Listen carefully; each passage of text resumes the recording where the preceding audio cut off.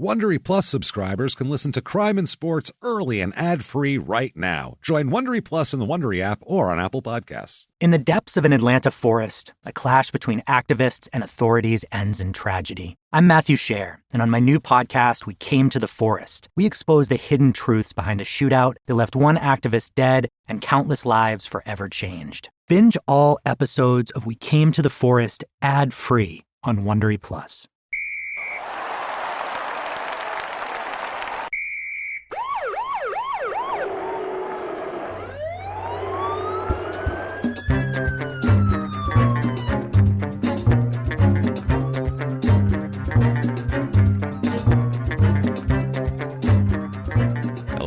Welcome back to Crime and Sports. Yay! Oh, my God. Yes and yay and all of that good Y-word stuff. My name is James Petrogallo. I'm here with my co-host. I'm Jimmy Wisman. Thank you, folks, so much for joining us this week. Because we're so excited this week. Mm-hmm. We're super pumped, actually, because we have a crazy episode. Yeah. It's we're dipping back into the brain damage sports this week, so you know it's going to be fun. Lots of wackiness and wildness there. A couple things to update you on also from our previous stories. Oh, yes. A couple of crazy things that went on.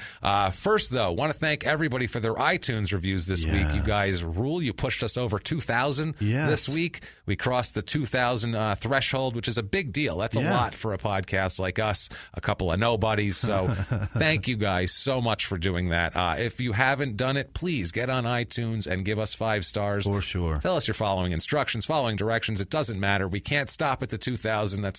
We did not cross the finish line. It's a constant race. So please do that if you haven't done it already. It really helps us out on the business end with iTunes, funky algorithms, and all that sort of thing. If that's not enough for you, sometimes it's not. If you're an amazing person, like one of the people we're going to talk about at the end of the show, one of our producers, like we always call them, you can go to patreon.com/crimeinsports, right, and you can make a donation there. Honestly, every penny is appreciated.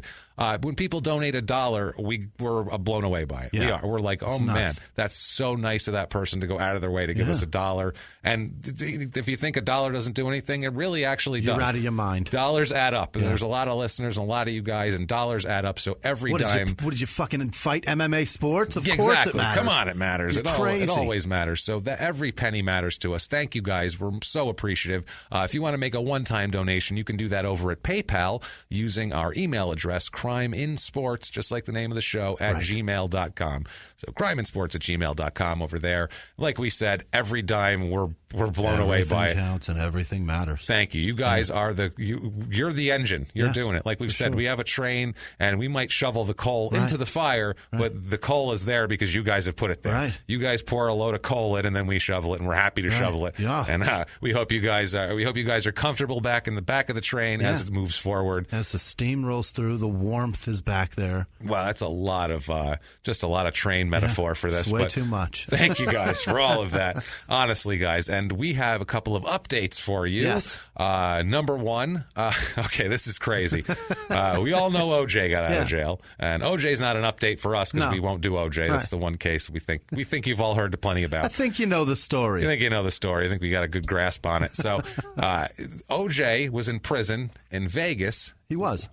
Outside of Vegas in Nevada, with another one of our alumni, the illustrious Craig Titus, the idiot bodybuilder who killed a woman, stun-gunned her, did all sorts of crazy shit. Jammed her in a trunk. I think it's episode early 20s, 18 to 22, somewhere in there. Might be earlier than that. It might be early. It's somewhere in one of our early episodes, but it was a crazy one. Stupid. Set the body and a car on fire in the desert to try to hide it. This is what happens when you're not satisfied with fucking one woman. Yeah, well, this is how dumb he is. He wanted to hide the body, so he set it ablaze in the middle of the desert where you could see it for 20 miles on fire. It's dark as shit. Not smart. Anyway, this guy, Craig Titus, who's also a very good bodybuilder and a very, I don't know how you'd be good at it, but he's great at exercise. He's terrific at exercise. He got OJ into shape. This murdering asshole. He helped him lose 100 pounds and get back into stabbing woman weight. The conversation between those two. Oh, Jesus. No, you got to lift it up like that, like when you're cutting. No, see now. when you have the knife toward the vein, toward the artery. Yes, there you go. Now you got the motion. That's perfect there. So that's crazy. So you pull the barbell up like you're starting a chainsaw? Yeah, like you're going to hack off, like you're going to dismember the body to dispose of it, like I had to do in my trunk of my car. But let's get off of that. But also, one more update. Chad Curtis, episode 3, what is your net worth in noodles? Right. Chad Curtis. Because he has a shitload of noodles. That kid-diddling asshole, Chad Curtis. He was sued. Yeah. He had 4 victims. Right. 3 of them settled together in one case. They all settled out of court. One of them said, fuck that.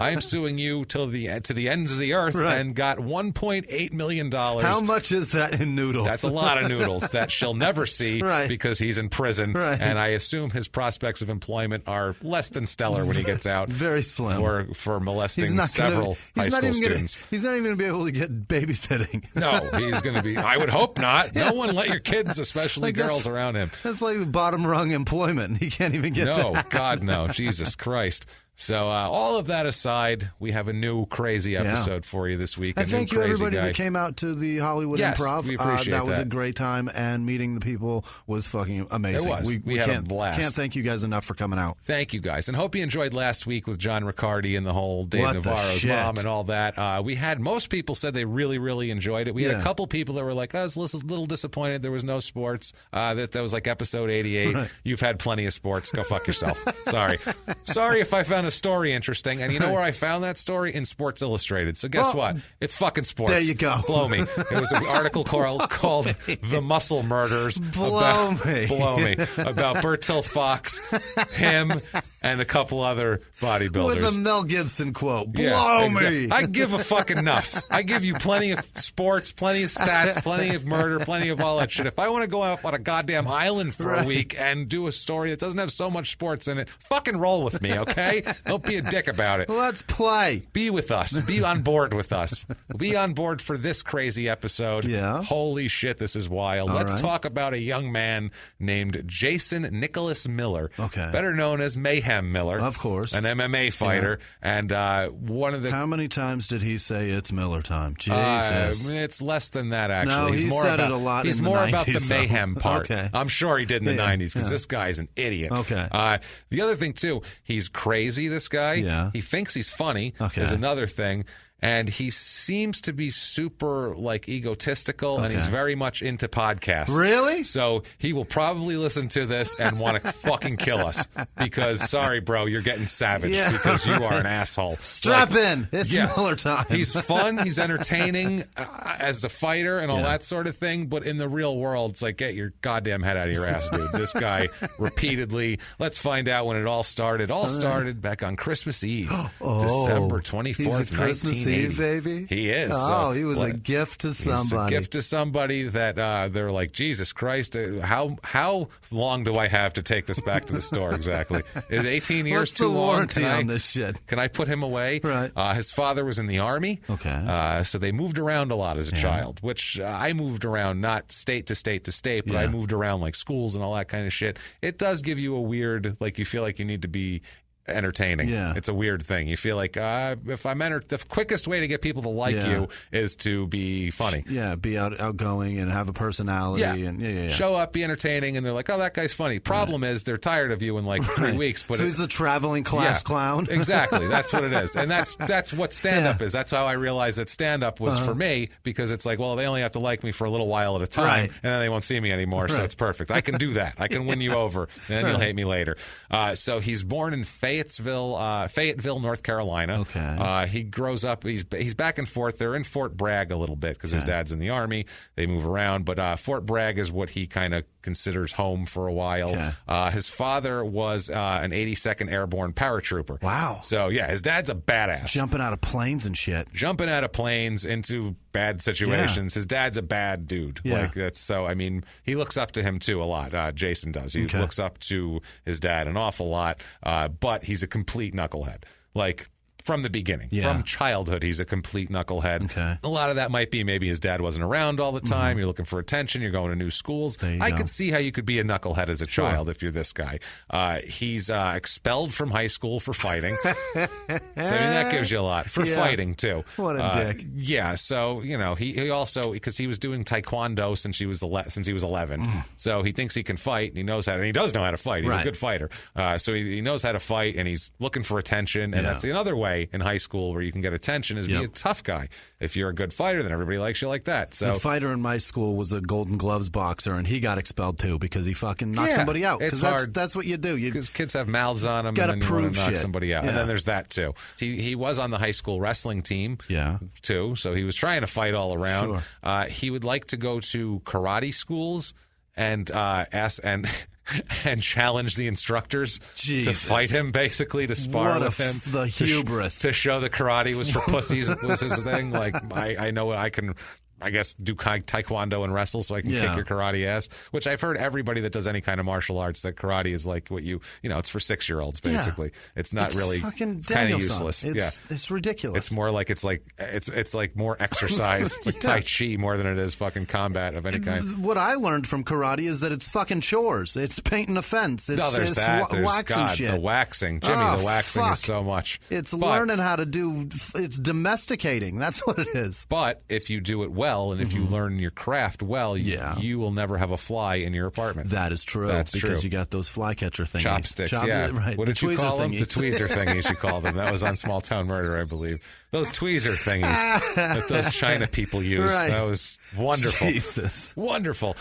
So anyway, he's expelled. The family ends up having to move 40 miles so he can go to a new school because he's not allowed in this district anymore. Because he got kicked out. So they have to move. They got to break a lease for this asshole. They're like, oh, for Christ's sake, we got to sell the fucking house now for this kid? You fucking jerk. You could just picture his military dad the whole way in the moving truck driving 40 miles. You dumb son of a bitch. Pulling over every 5 miles and telling him to give me 20. Yeah, come on, God damn it. Yeah, I wonder how many push-ups he had to do for that. So many. So many. So, which got him tougher. Yeah. That's crazy, too. Like, for fucking up and being a tough guy, he's going to make him get tougher. Let's do it. Let's get him all sorts of tough and crazy, and then we'll release him into the world and see what happens. And next thing you know, he's an episode of Crime and Sports. That's what happens here. Perfect.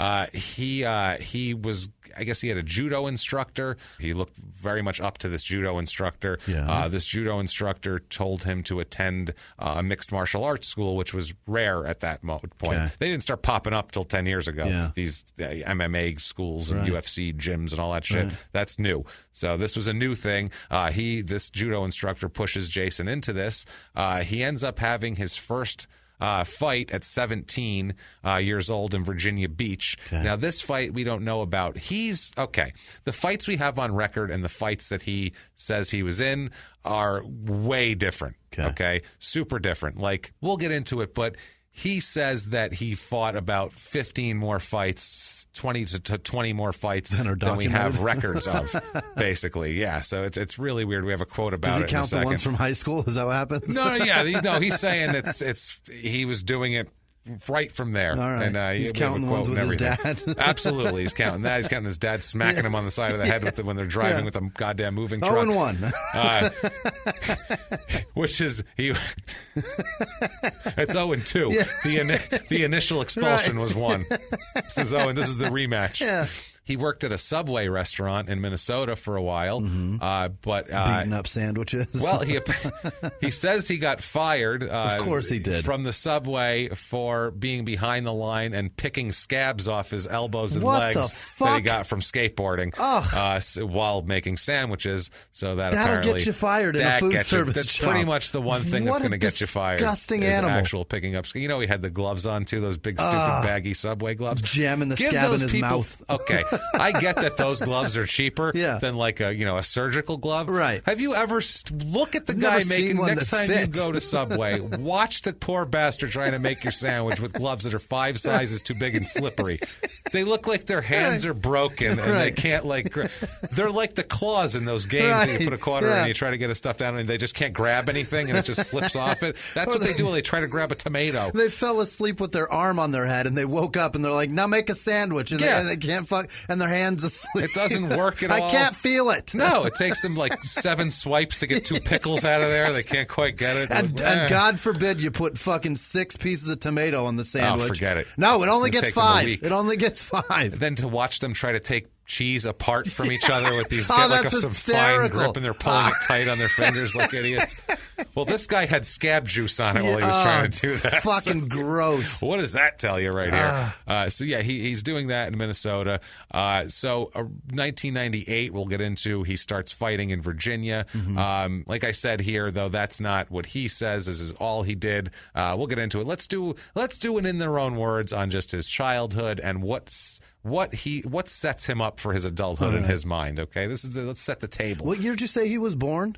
1980. Okay, all right. So in their own words, quote, "It was 1980s martial arts movies. Bloodsport was my Bible. I took it to heart. I did martial arts on and off as a child. I got serious about it around 16. I became really focused on my craft. That age of the WWF and those 80s action movies, combined with enough Taekwondo classes, gave me this feeling that I could walk the earth like Kane in Kung Fu and go try to defeat better and better opponents and test myself every day." What a douche. This is what I'm talking about. His idol is Jean-Claude Van Damme. Bloodsport and Hulk Hogan. Van Damme and Hogan is his ideal dream match. You know? And in the 80s, this guy, I'm trying to think of who he would have liked in wrestling, too, because I figured he would have liked a dickhead. Yeah. But I can't figure out who. I'm thinking he would like Rowdy Roddy Piper, even though he's not a dickhead. Yeah, I love Rowdy Roddy Piper, but just the mouth on him, I think he would like him a lot. Possibly a Bobby the Brain Heenan fan. I think he likes bad guys. Or he just likes Hulk Hogan. I could see him running around going, "Yeah, brother," and just flexing at people. Hulk up, Hulk up. You know, fucking cupping his hand to his ear. "Let me hear you." You know, just to random people at the grocery store at 14 years old, and they're like, "What are you doing?" He's an asshole. Huge asshole. He says he never fought in Rage in the Cage. He says that later on, when he's got, I think, 25 pro fights, he says that he has 34 wins, 5 losses, and 0 draws. And that's his work. real record.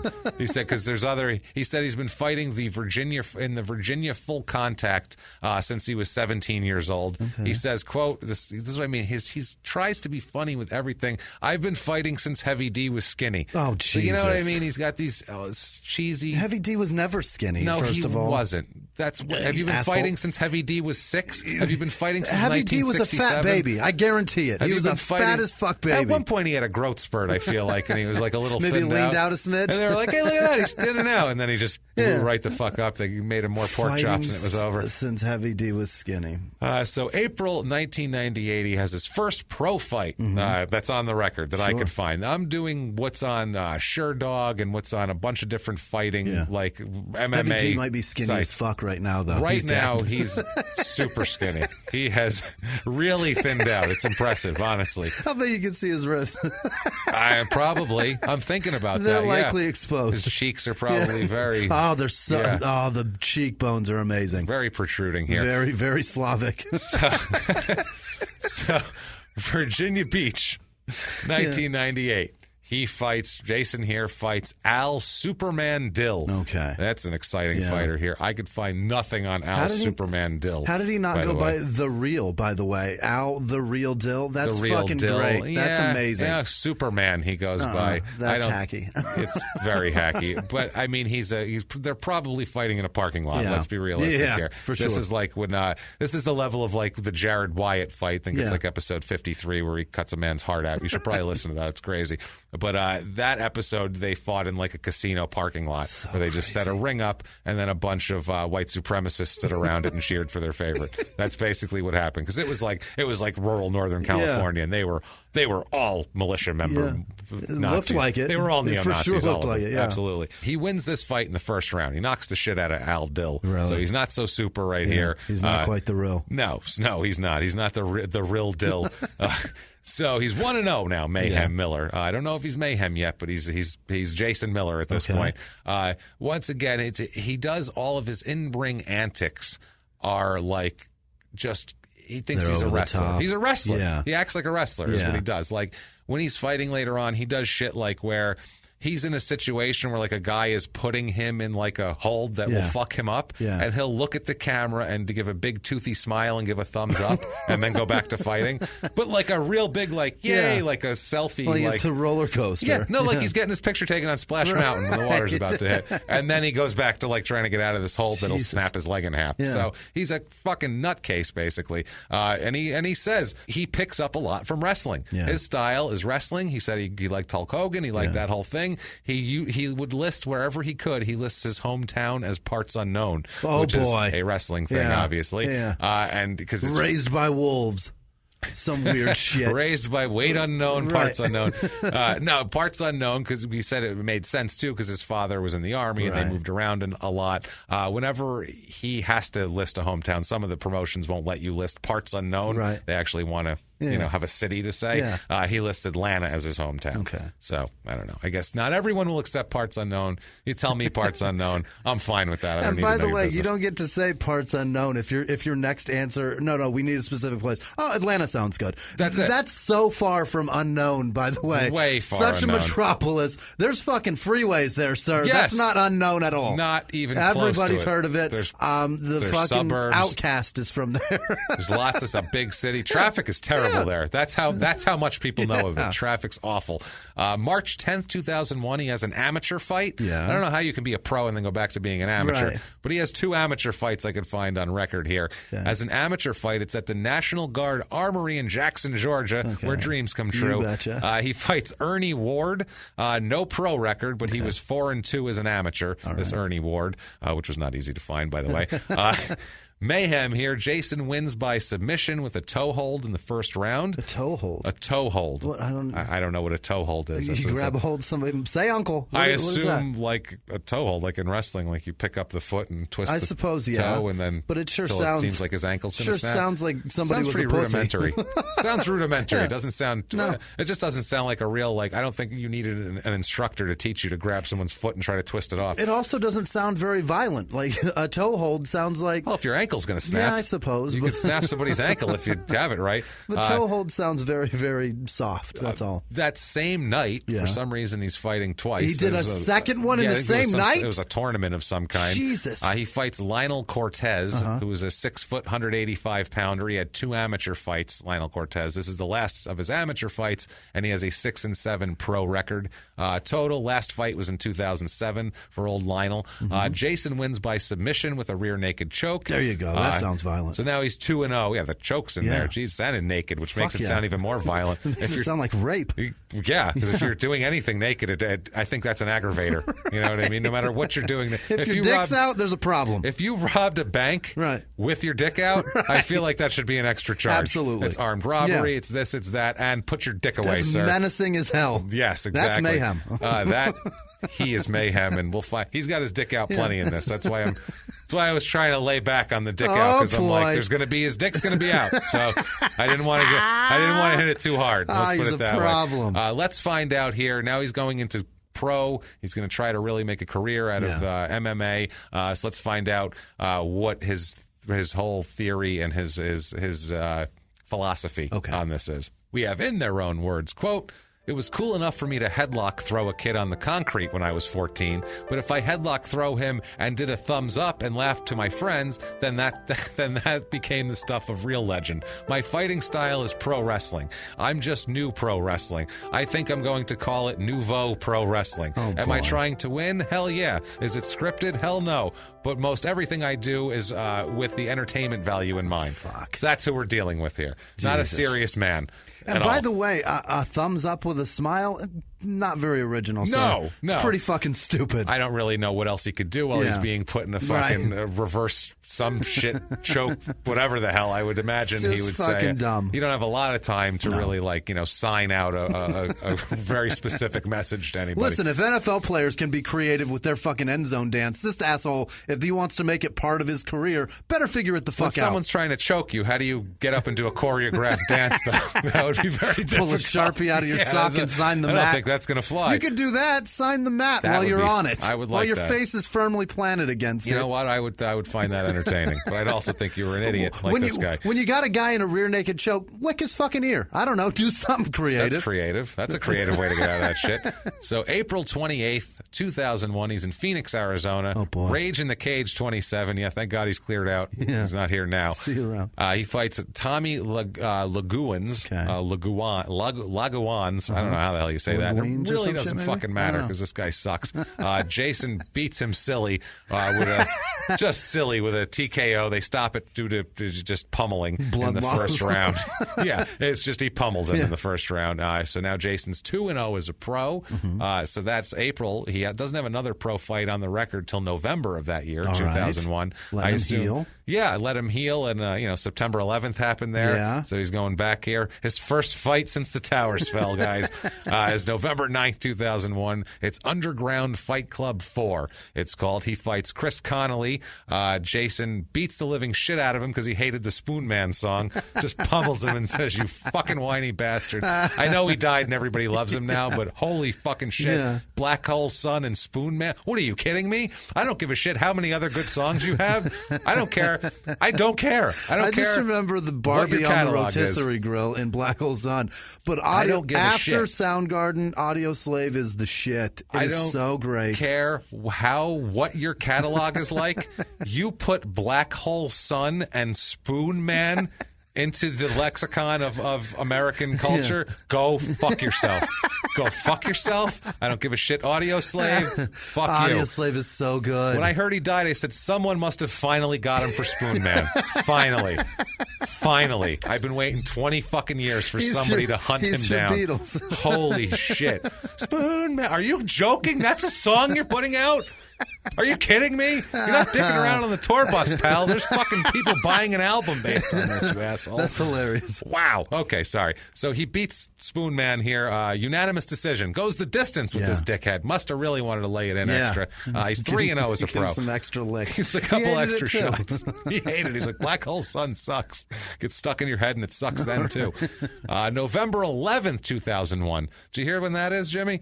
2 days? 2 days later. What? 2 days he has later. 48 hours to prep for the next fight after going the distance. The distance. Yeah. Fucking hell. I feel like he didn't think he was going to go the distance in that first one here. Yeah. He's like, I'll book another one. So, November 11th, he's fighting at Ultimate Pancration 1. That pancration is the worst sounding thing. It's the dumbest thing. It sounds like something's wrong with your pancreas and it's excreting bad things. Does it make, do they give a reason why they call it that? I have no idea. That's just the company, Ultimate Pancration. That's the name of the company, Pancration. They call all their events Pancration. I there don't know better what be 11 dudes together, and that's all their names combining to create something. They're like, we can't create anything. It's an acronym, guys. It's very complicated. Very complicated. It's acronym. Peter, Allen, Norman. No, it means something. It does. It's not an acronym. It's an acronym. So this is at the Casino Morongo Events Center in Cabazon, California, which we drove back and forth by, and they had like Debbie Reynolds coming into town to meet and greet the old folks. And who was the other one? Not Debbie Reynolds. It was the chick from I Dream of Jeannie. Barbara Eden. They had Barbara Eden coming in. At least Debbie Reynolds fucking sings and shit. That's like, hilarious. I don't know if she's alive even, but I didn't know Barbara Eden was alive either. Apparently she is. She's going to put on a genie outfit and pop out for other 80-year-old people. For a place that has long lines for sales of... Jesus. We don't even know what that was. Dude, the Viagra's going to be pumping that night. Think about it. No, honey, I don't need the pill tonight. I saw Barbara Eden. I'm ready to rock and roll. Some 80-year-old man. And her fucking ample bush. You could see it through her dress. It's huge. Huge. We had to stop because you said something hysterical in the fucking car, and I puked all over my shirt laughing, and we had to stop, and there was a long-ass line at the outlets for we didn't know what, so we walked over, we're like, what's this line for? And they're like, the sale. And we turn around and look. You can't even tell what the fuck this is. It was just shit in plastic bins. Like scrunchies and people were hair fighting clips over and them, shit. fighting over each other for it. And I was women were fighting over each other for it. That's all it was. I saw Barbara Eden was here. I thought maybe she was at this We store. thought maybe Barbara Eden popped in. They're like, why the Barbara fuck Eden? else would you guys want to fight for dollar scrunchies? In the middle of the desert. People drove for miles for this. Hot as fuck outside, too. Miles. Hot as balls. So they're here. Cabazon, if you ever drive on the 10, to L.A. from anywhere is the place with the dinosaurs that they filmed Pee Wee Herman at. That's where they did Pee Wee Herman's Big Adventure, that part, when they're in the dinosaur. It's that dinosaur. He fights Brian Warren, who's a 6 foot, 185 pounder. 18-17 career, 4-3 coming into this fight is Brian Warren. Jason wins with a submission with a rear naked choke in 3 minutes 15 seconds in round 1. So he's kicking some ass here. He's 4-0.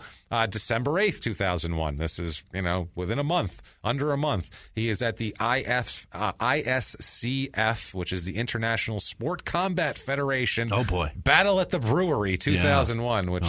Wow, that sounds wonderful. Battle at the the brewery. I don't know. What in 2001? This is before craft beer was a big deal. There was still some. It was starting to become a thing. Yeah, microbrews were starting to become a thing. It's douchey. Yeah. What a fucking douchebag extravaganza at the brewery. It's in Atlanta, Georgia. Atlanta, Georgia. He fights Todd. This guy needs a better nickname. Todd Crazy T. Carney. Yeah, there's no T in his name. He's Todd, you say? Yeah, Todd. Okay, all right. He's a thin framed white guy is what he looks idiot. like. Todd.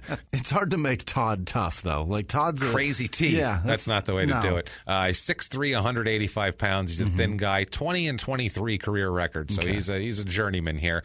Jason wins by submission in round 2 at 253 with rear naked choke again. Yeah. So he has mastered that hold, I feel like.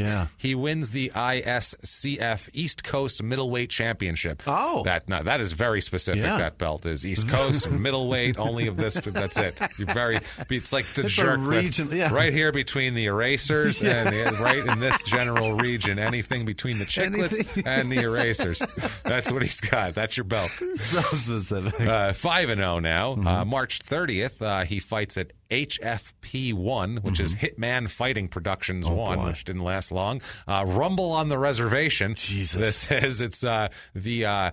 Did they say one? One. This is the first one. There was 2. That's the second one. By my count, when the guys on the reservation got kicked out. You know what I mean? This is number 2. The second Rumble on the Reservation. But the first one that this company is putting on. Gotcha. Not in history. Not in history. It would be Rumble on the Reservation. This is at least number 2. At least. This is in Anza, California at another shitty casino in the middle of nowhere. He fights Chael Sonnen this time, who's actually a known fighter and a badass and does commentary and everything else. And this guy fought him? This guy fought him in his 6th fight. Fuck. So he's pretty new here still, Jason is.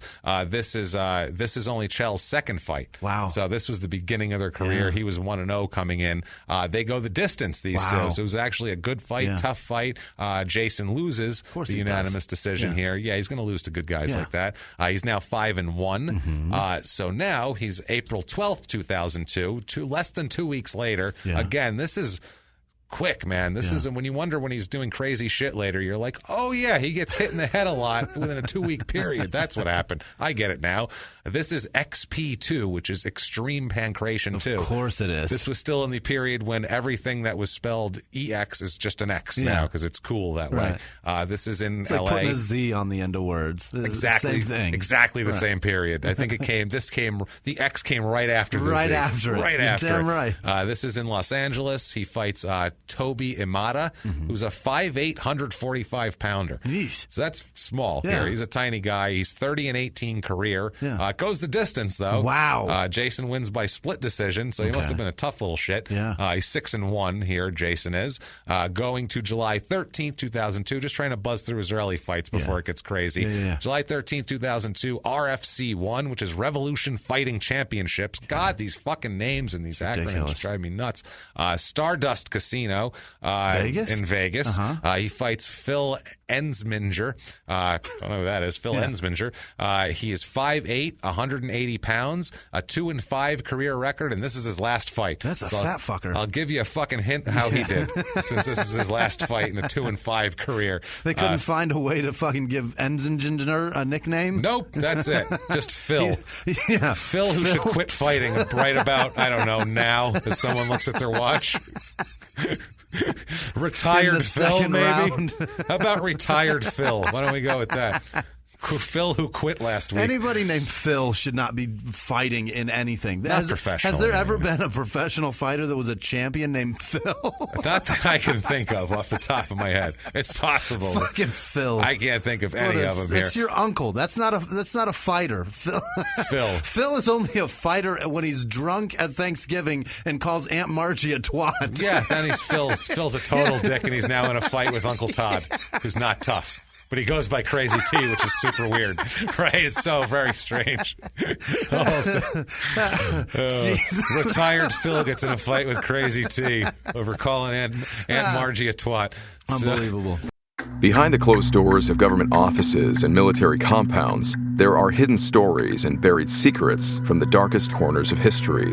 From covert experiments pushing the boundaries of science to operations so secretive they were barely whispered about.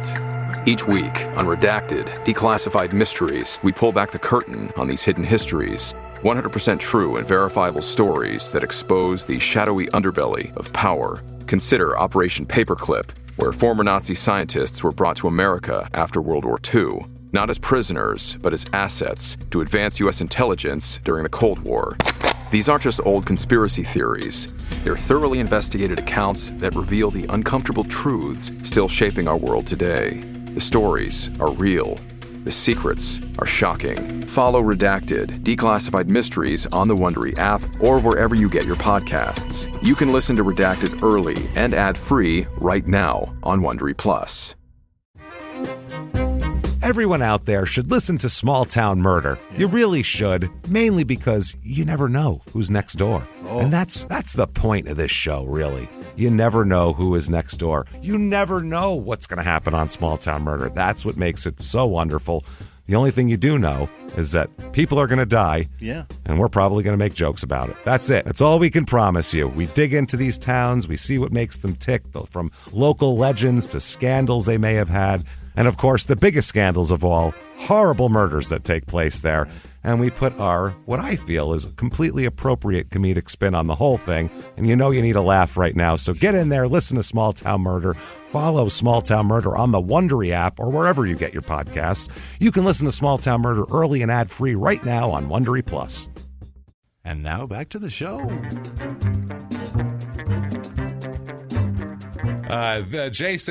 Jason retires Phil here. Yeah, he retires him he in the first round. This guy's last professional act as a fighter was to submit from a triangle choke at 3 minutes and 23 seconds in round one. Perfect.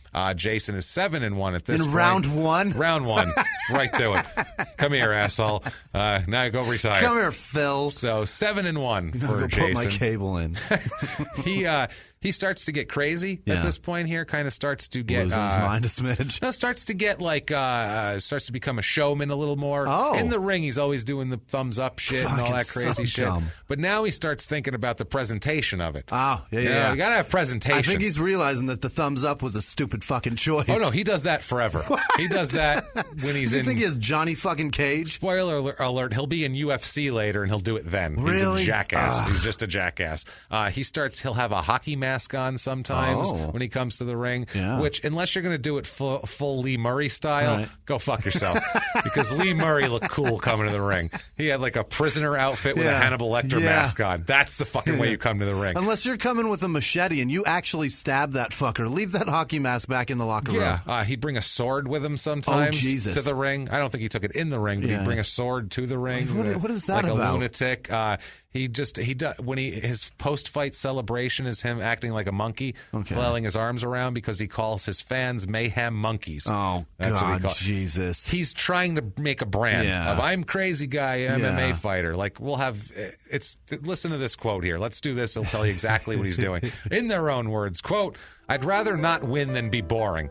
I think the promoters respect that. On top of that, I have no fear whatsoever of getting into the ring. No nervousness. So it allows me to act a fool during a press conference, act a fool when I'm cutting weight. I don't care. I think at the very least I'm entertaining, regardless of whether you like me or not." Okay.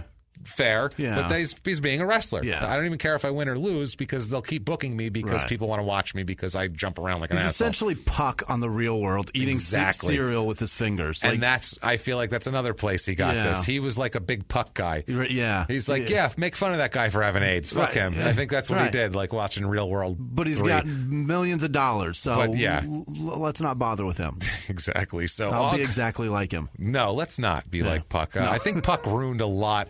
How many dickheads did you know in school that you could attribute directly to Puck? Directly to Puck. Somebody, wherever Puck is, find him and kick him right in the dick, please. Right in the dick. We all thought it was funny that he was a douche. He's probably homeless. There are 50 million of those assholes walking around right now that are just like Puck that all need to be kicked in the dick. And a lot of them are comedians. Find your local Puck and kick him in the dick. Just go to an open mic, you'll find one. To everyone who goes up on stage, did you watch The Real World? Puck, kick him right in the dick if he goes, he was funny. Boom, right in the dick.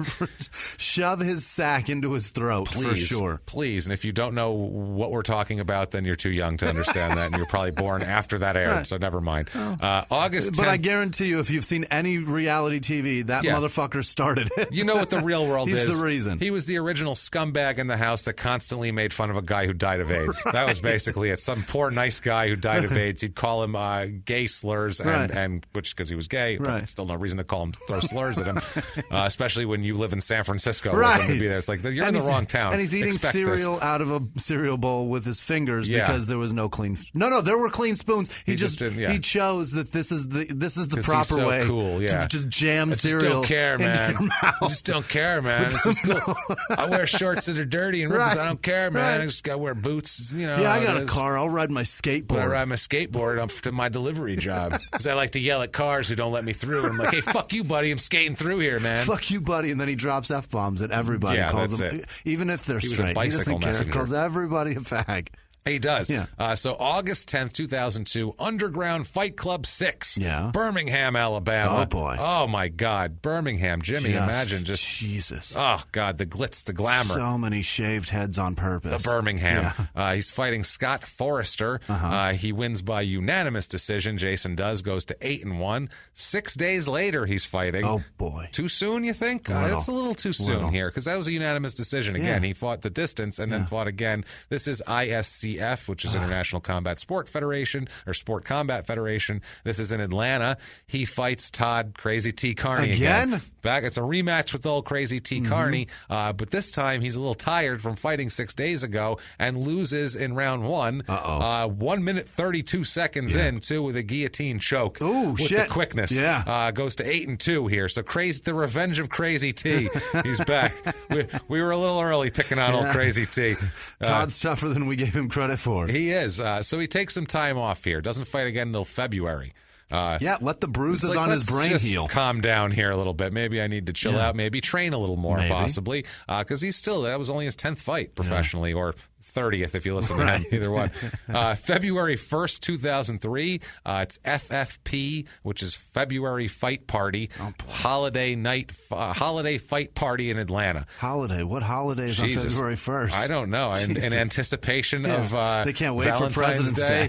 Psyched about Washington's birthday passing already? Like what? No, it's coming. It's coming? I thought it was in January. No, it's my birthday, actually. Oh, February 22nd. Okay, that makes sense then. And fucking Lincoln's birthday's right around the corner, too, on the 12th. That's right there, man. President's Day. Yeah. Jason wins this fight, actually, against Carney, gets his revenge. So now he's 2-1 now he's got something to party about. Crazy T. Yeah. He's going to go join that party. TKO in round 1. Wow. 2 minutes and 31 seconds. He got pissed off, had a few months to think about it, came in and whooped some ass. I like it. 9-2 now.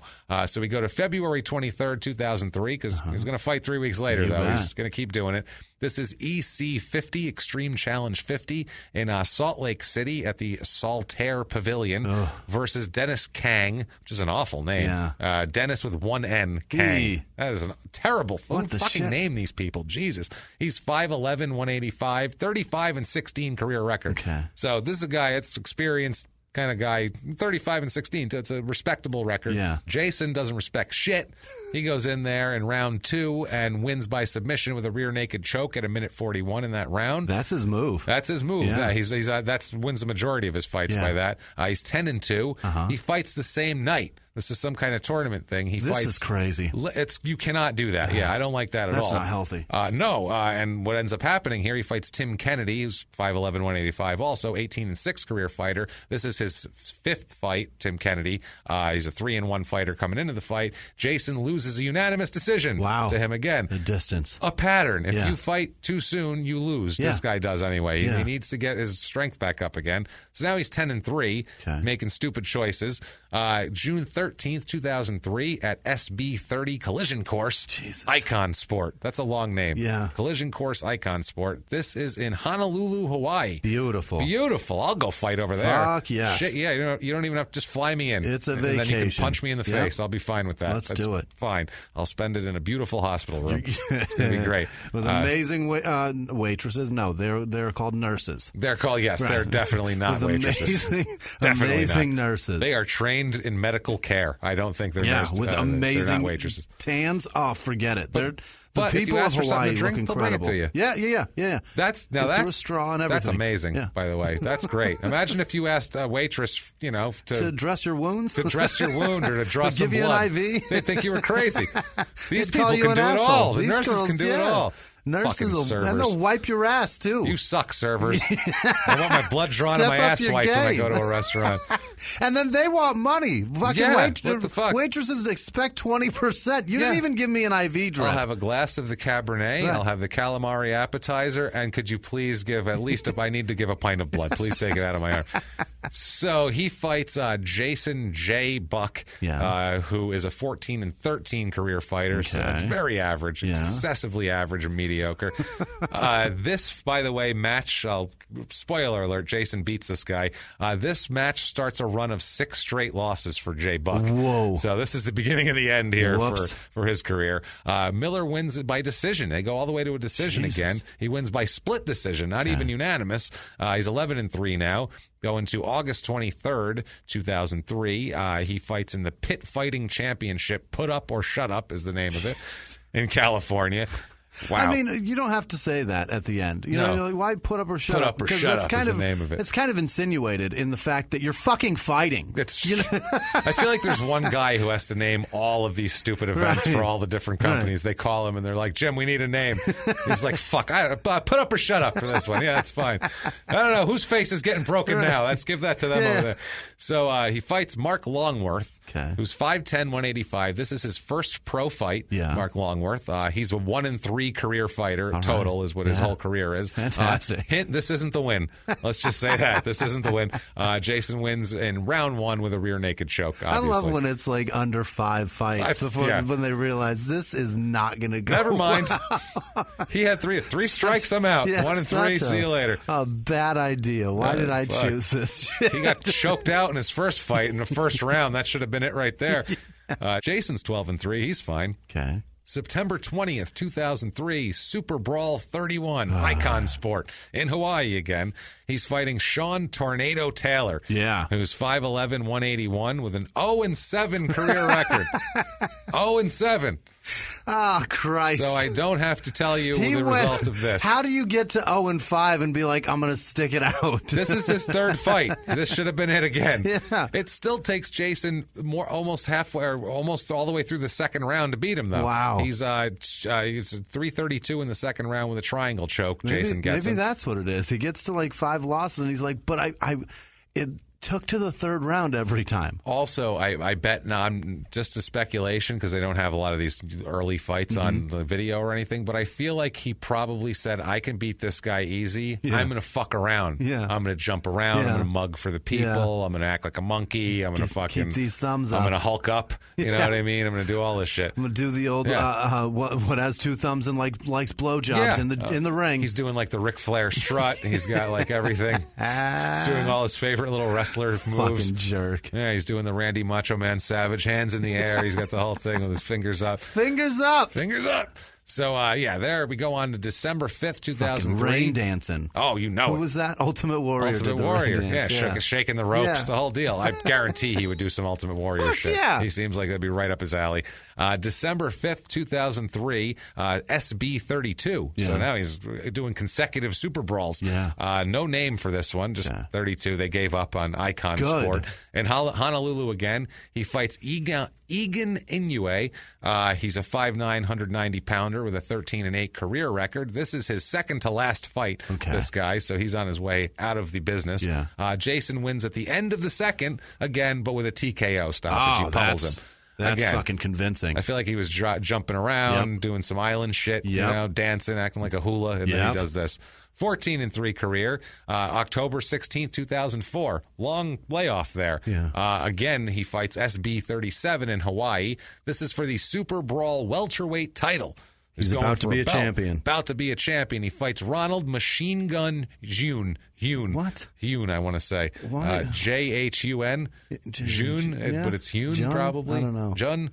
Either way, there's no. Oh, I got it's Jun because machine gun. Machine Gun Jun. I'm trying to figure out what the fuck is with the name. Gun come from? Yeah. Ronald Machine Gun Jun, who's 24-26 career record. He had to throw that machine gun in there, to get people to pronounce that shit right. That's exactly right. Because they were like Ronald June. It's Jun. And what do I gotta do? And it still takes to get you fuckers to say Jun. Well, the only thing Machine Gun about him is losses. That's just spraying losses out into the world.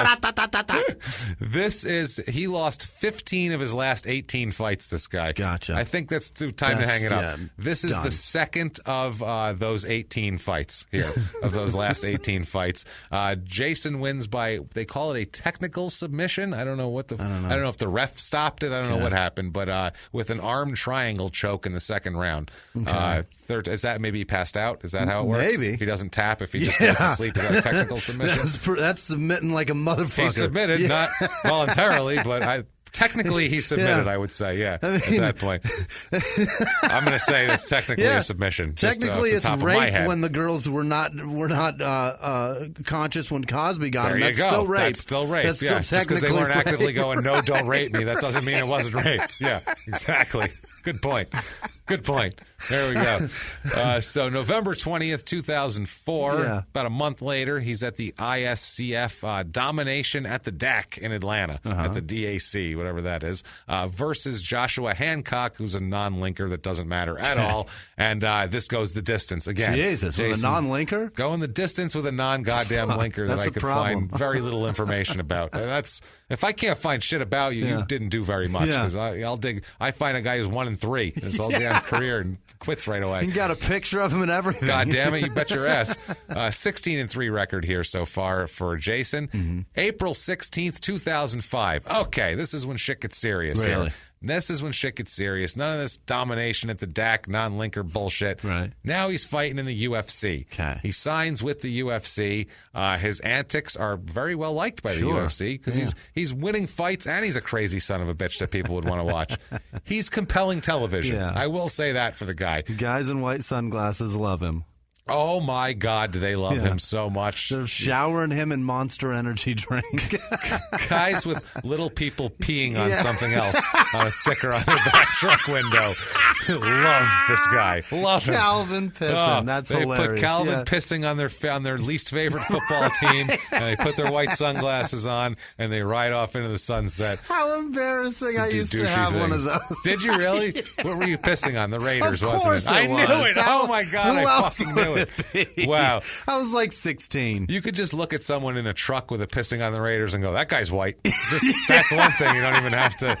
I bet you he's not Mexican. I'll just say I stopped putting stickers on my car because any sticker on a car, you can look at it and take so much knowing about the person. And that right there, just anybody, gives a lot away. Any Calvin pissing on the Raiders, it kind of has a racial undertone at the same time as fuck the Raiders. You know it's white. Yeah, you know it's white. And that's why I was just like, this doesn't represent what I am or what I want to fucking. You're kind of saying, I don't care for Mexicans. Right. Not saying I hate them. I don't really care Not for a them. fan. Not a fan. Meanwhile, I'm married to one and have kids that are exactly, Mexican. Exactly. But you're pissing on the whole thing. So it kind of doesn't reflect who you are. If it doesn't reflect who you are, don't put it on your fucking car, asshole. That's a really good thing for everyone to see as soon as they see you. And then they look inside and go, who's this douchebag? And you look over with your white sunglasses on. And then what you go, happens? that's exactly what I pictured. Perfect. Just what I thought.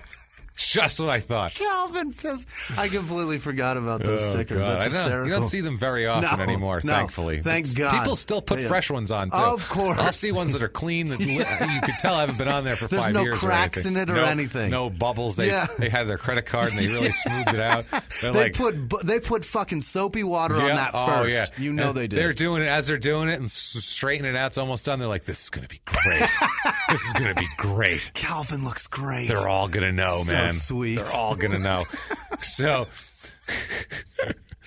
Mayhem comes to the UFC on April 16th, 2005. Yeah. It's UFC 52, Couture versus Liddell 2. Yeah. So those are two very famous fighters. Yeah. That's the main event of this. It's at the MGM Grand in Las Vegas. And this is the second time they fought? This is the second time for those guys. MGM Grand in Vegas, way far away from Birmingham, Alabama, or a parking lot in Virginia Beach, which is about the most white trash place I could think of where you can fight. Hillbilly. That's extremely hillbilly. Like if you have like a beef with your neighbor in like rural West Virginia, you guys should drive down to Virginia Beach and settle it there. Just do that. In the White Trash Fight Club. So he fights George. Is it George's St. Pierre? Oh, it's George St. Pierre. George, but why does he have an S on his name? I know because it's George, he's French. but why the S? He's French as fuck. But I guess Jacques, there's an S on the end. It's All right, George, fine, George. Yeah, George St. Pierre. GSP. Yeah, That's what GSP. they called him. Yeah, that I knew. That's he was why my favorite fighter. Okay. I loved him. Well, he fights him. He's a 5'11", 170 pounder. He's a 25-2 career fighter. The guy's an animal. He is an animal. Maybe the best pound per pound. Pound per pound? There's no F's in there whatsoever. Pound for pound fighter out of his time out of any fucking sport. He was amazing. Well, shit. Jason has a tough time with him, but he hangs. Sure. He hangs tight with him. It's a good fight. This is a good fight. Jason, it goes the distance. Really? I may have watched this fucking impressive. fight. I'll bet I did. Yeah, you might have. You would have enjoyed watching Jason's crazy antics here, but he loses by unanimous decision. He loses to George St. Pierre because he's just a better fighter. Yeah. He's 16-4 right now, but going the distance against a really respected fighter is a good way to debut in the UFC. It really is. So I mean, he doesn't make a fool of himself. Right. He doesn't get submitted in a minute and a half or anything like that. Tough stuff. And this was in 2005, so this is GSP's like climb to the top too. Yeah. This isn't. He wasn't done already. He's not champ yet. He was going up kicking ass at this point. Next fight is July 23rd. So just a couple months later it's Super Brawl Icon in Honolulu. So he's back there after doing a UFC fight. That's interesting. He'll go back and forth. He wins the Super Brawl North American welterweight title. Again, a super specific title. These North American. Very targeted titles here. In Hawaii, he wins the North American title, which isn't even in North America. God, no. Makes no sense. None of this makes any sense. He fights Mark Moreno, who's a 12-10 career fighter. I don't know how the hell he had a chance at this belt. Right. 5'9", 175-pounder.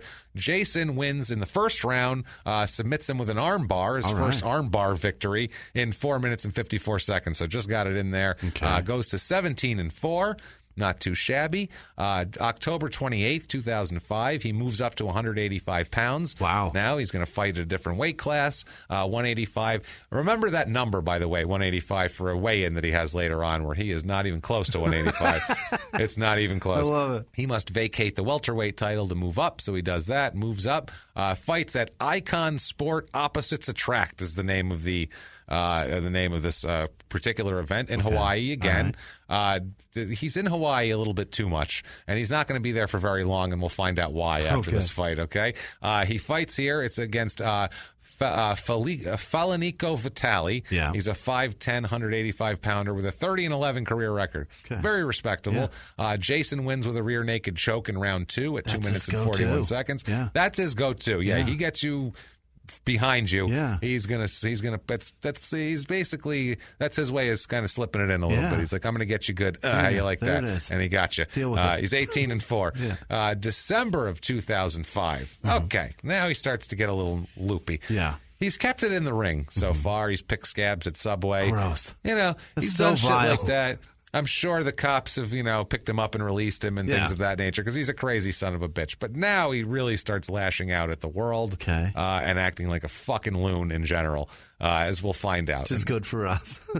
Great for us, bad for society in general, especially for sure. Especially of an ex-girlfriend of his in Hawaii. Oh, fuck. Where he was arrested after he broke her door down, knocked it off the hinges, went into her apartment. Oh, by the way, in the middle of the night, of course, he knocked the door off the hinges and assaulted her new boyfriend. Wow. So that's nice. He literally comes in. This poor guy. Wait, holy shit. The new boyfriend just started dating this girl. Everything's great. He's in Hawaii, sleeping in some girl's apartment. What the fuck led up to this? Next thing you know, some maniac is blowing the door off the hinges with a kick and pummeling you while you're trying to sleep in the bed. He rear naked choked the door Good God. to get to you. Yeah. This is fucking bananas. It's fucking crazy, man. He goes in there, assaults him. He's charged with first-degree burglary, and he faces 10 years in prison. Whoa. With this, because you can't burst into people's places and start assaulting them. That's generally not okay. Didn't even invite him in. And so he got charged with first-degree burglary. So what did he take, I wonder? Who knows? I mean, burglary, I don't know. He could have taken anything. Yeah. He could have taken He could have grabbed Pepsi. her car keys. It doesn't and matter. said, yeah, you can't drive now or some shit. He claims, Jason here, Mayhem, claims that he didn't assault the boyfriend. He said that the only reason he was even there for so long is because the guy kept holding him back. Really? He was trying to leave. The door held you back, first of all, sir. But there's a reason for that, though. He was trying to leave when he found out that, his thing was, he's like, look, man, I was only kicked the door down because I was concerned for her safety. You see, it was the middle of the night, and I knocked on the door for 25 minutes. Jesus. I knocked and banged and kicked on the door for 25 minutes, and she didn't answer. So rather than think that we broke up and she doesn't want anything to do with me in the middle of the night, I thought she must be in physical harm. Absolutely. So I busted in and assaulted the man she was sleeping with instead. And when he was holding him back, it was probably for the cops to arrive. Right. You fucking asshole. But out of all this, he gets acquitted. What? He gets acquitted. They bought that. Wow. That's his for real story. I thought you were fucking with me right now. No, this is not That's his story. Not bullshit. His story was, I knocked on the door for 25 minutes, which the girlfriend backs up because they were trying to ignore him because he's a psychopath knocking on the door, and it's in the middle of the night. She wants nothing to do with him, obviously. Exactly. She's moved on. Evidenced by her new boyfriend in the fucking house. Right. So so he goes in, busts down the door. He said, I was just checking on her safety. Meanwhile, he went in like a psychopath, screaming and yelling, who the fuck you in here with, beating people up and then trying to leave. Then going, she was safe. I'm a good Samaritan. Evidenced by her screams and throes of passion, screaming, yes, give it to me, yes. I figured I'd beat the guy up in case he was hurting her. Said he must be hurting her. Yeah. Must be hurting her. So that's fine. He does that. That says that little mess. Comes back to the States after that, or the continental U.S., I should say. Not going to be back there for a while. No, let's stay out of Hawaii. So he's having some trouble here after that because that was kind of a highly publicized thing where he was because the islands are small. Yeah. And if you're doing anything of any note on the island and you break people's doors down and beat them up, it gets around. You made toothpicks out of a door. That's bananas. Shit gets around. What so a nut. He has to fight this weird fight. He fights, this is Icon Sport. It's May 26th, 2006. Icon Sport, Mayhem versus Giant. Okay, he's in the main event. This is in Hawaii. This is right before he leaves. Mm-hmm. He fights Stephen Gamlin, who is a 0-3 career fighter. Right. He's 6'7", 362 pounds. How is that man 0-3? He's 0-3. How gets does he beat lose? By everybody. Yeah. He's a terrible fighter. He's a big plotting shit, this guy. He's that awful. big, though. How do you fucking lose? He's a fucking monster. It's hilarious to watch him in there. Jason wins in 46 seconds. Wow. 46 seconds with a triangle choke. Holy just shit. Enough time for the guy to get close enough to him to choke him is basically He just what climbed happened. on his back. He climbed a tree. Climbed the tree, got him, and this guy was just, I picture him very much like, okay, he must have some tiny fucking arms like a T-Rex and couldn't bat him off. I think so. Yeah, just big slow swats like King Kong and got a helicopter just doing that. So he's 19-4. That fight somehow counts as a professional fight. I don't understand how. So if someone gives me $10 to punch you in the face, I'm a I'm 1-0 now. Is that how it works? I'm a professional fighter. You got paid. That's professions. All right, good enough for me. I'm come in. July 22nd, 2006 is WFA 4, which is World Fighting Alliance. Shit, yeah, King of the Streets. Yes. That's the title. Did they fight on the street? Of course not. Fuck this thing. Not King of the Streets. Stupid. Like they bring them in like it's the tournament no holds barred. Right. They're bringing in, guys to fight Hulk Hogan. Like it's the Eagles pulling in fucking people trying out. That's the King of the Street. Not you asshole. You aren't even on the streets. You're a fucking professional fighter. This is not the streets specifically. That's why people are coming here. Right. This is a goddamn UFC ring. It's a fucking fighting ring. This is not a street. Matter of fact, it's so not the street. It's in the Great Western Forum in L.A. where the Lakers won like 5 championships. That's where it is. That's how. Trevor Berbick is the king of the streets. He's the if king you of will the jump streets. off a car and that was Larry Holmes. Larry Holmes is the king of the street. Larry Holmes did it to him, right? Yeah, Larry Holmes was pissed and attacking That's him. the king of the street. Yeah. You're gonna fly off the fucking car and in a flying kick. King of the street. That's the king of the street. Especially if you're 6'5", 250, and heavyweight champ of the world. It makes it even better. So he's at the Great Western Forum. He fights Lodoon the Vanilla Gorilla Kincaid. The Vanilla Gorilla. Vanilla Gorilla. I hate him already. Don't you want to punch him right in the face? Don't you hope he loses? How do you hope he loses, Jimmy? What do you hope he happens to him? By fire? By fire? Hope he sets him on fire. I hope in he the brings ring. a fucking flamethrower to the ring. This is If it was really King of the Streets, it would be allowed. You'd be stabbing with a broken bottle, and that would be allowed. Instead, rear naked choke at 429 in round 1. So we'll just go with that. He should have been able to disembowel him with that samurai sword. He couldn't do it. Yeah, that would have been better. That would have been nice. You're And an keep asshole. his mask on. Oh, terrible. 20-4 for Jason at this point. The Vanilla Gorilla was 15-9 career, so not a great career for him. Good. He doesn't deserve it with that fucking fucking name. What a racially charged name. Yeah, it's so dumb. White and big. Right. Haha, isn't that funny? Call yourself white power, asshole. And he's 5'9", 185. You're so not that's even a not gorilla. at No, all. That's not you're a vanilla chimpanzee. I was going to say, what the hell are those little tiny ones? The little at the ones. zoo? It's a chimpanzee. No, at the zoo. The lemur. Not a lemur. That's not even a monkey. Spider monkey. The little, at the zoo they have them. You can like walk through and they run in front of you and shit. And they're so fucking harmless. You could kick one. Yeah. And just and as much as shove it out of the way. Shit, you want to kick it so bad. I don't know why you want to kick it, but you want to. I never hurt animals. I love animals, but there's this little thing you just want to go. I wonder how far I can really get them to go. Like probably pretty far. It's actually like a psychosis. It's called what is that? Cute rage, I think is what it's called. Yeah, it's not even rage. Something it is fun. so cute you just want to fucking hurt it. It just looks fun. I just want to see how far I can get it. Poof. Will he fly? It'll be adorable as it flies. Yeah, but what are the aerodynamics of this thing? I want to know. If they spread out, it'll slow it down. Ah, you little fucker. Yeah, never mind. It's not worth it. I'll end up hurting my foot. I'll get in trouble at the zoo.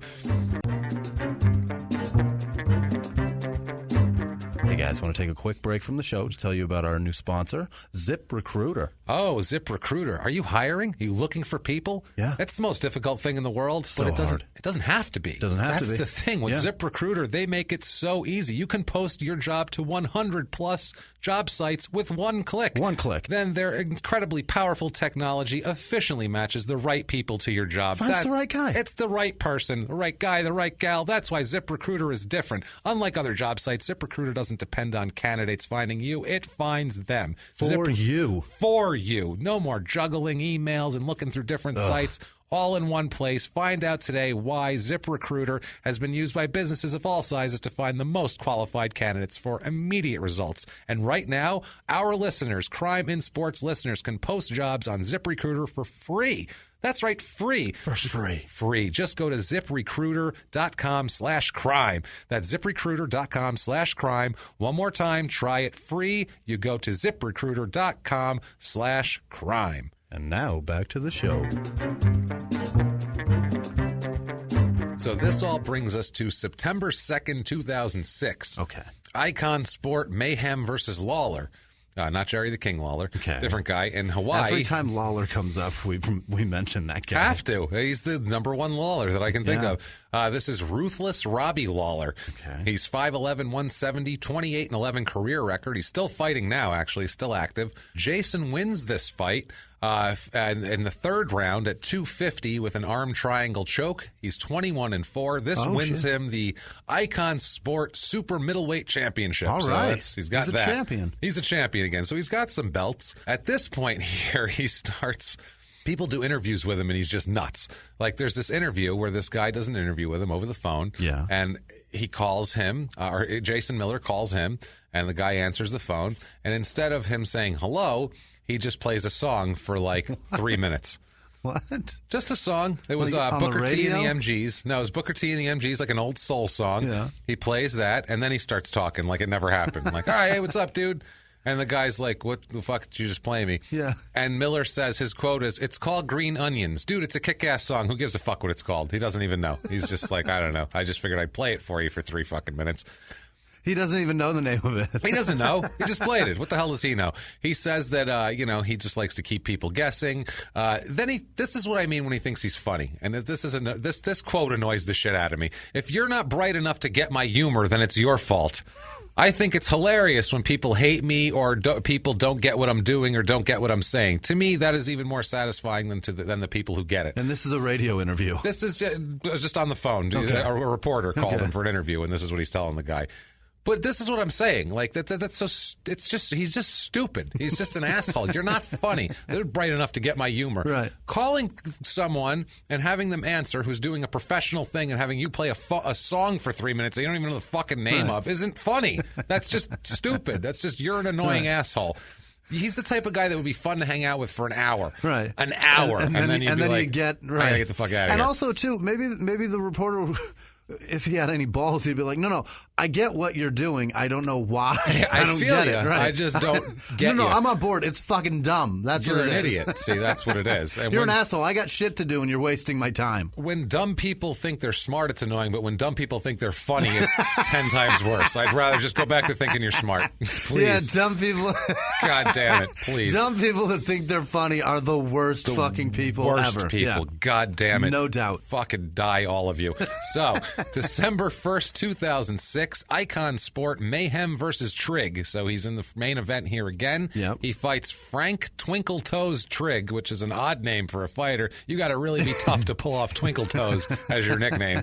He's 5'8", 181, 21-9 career record. This fight goes 2 rounds. This fight is stopped in the second round due to kicks.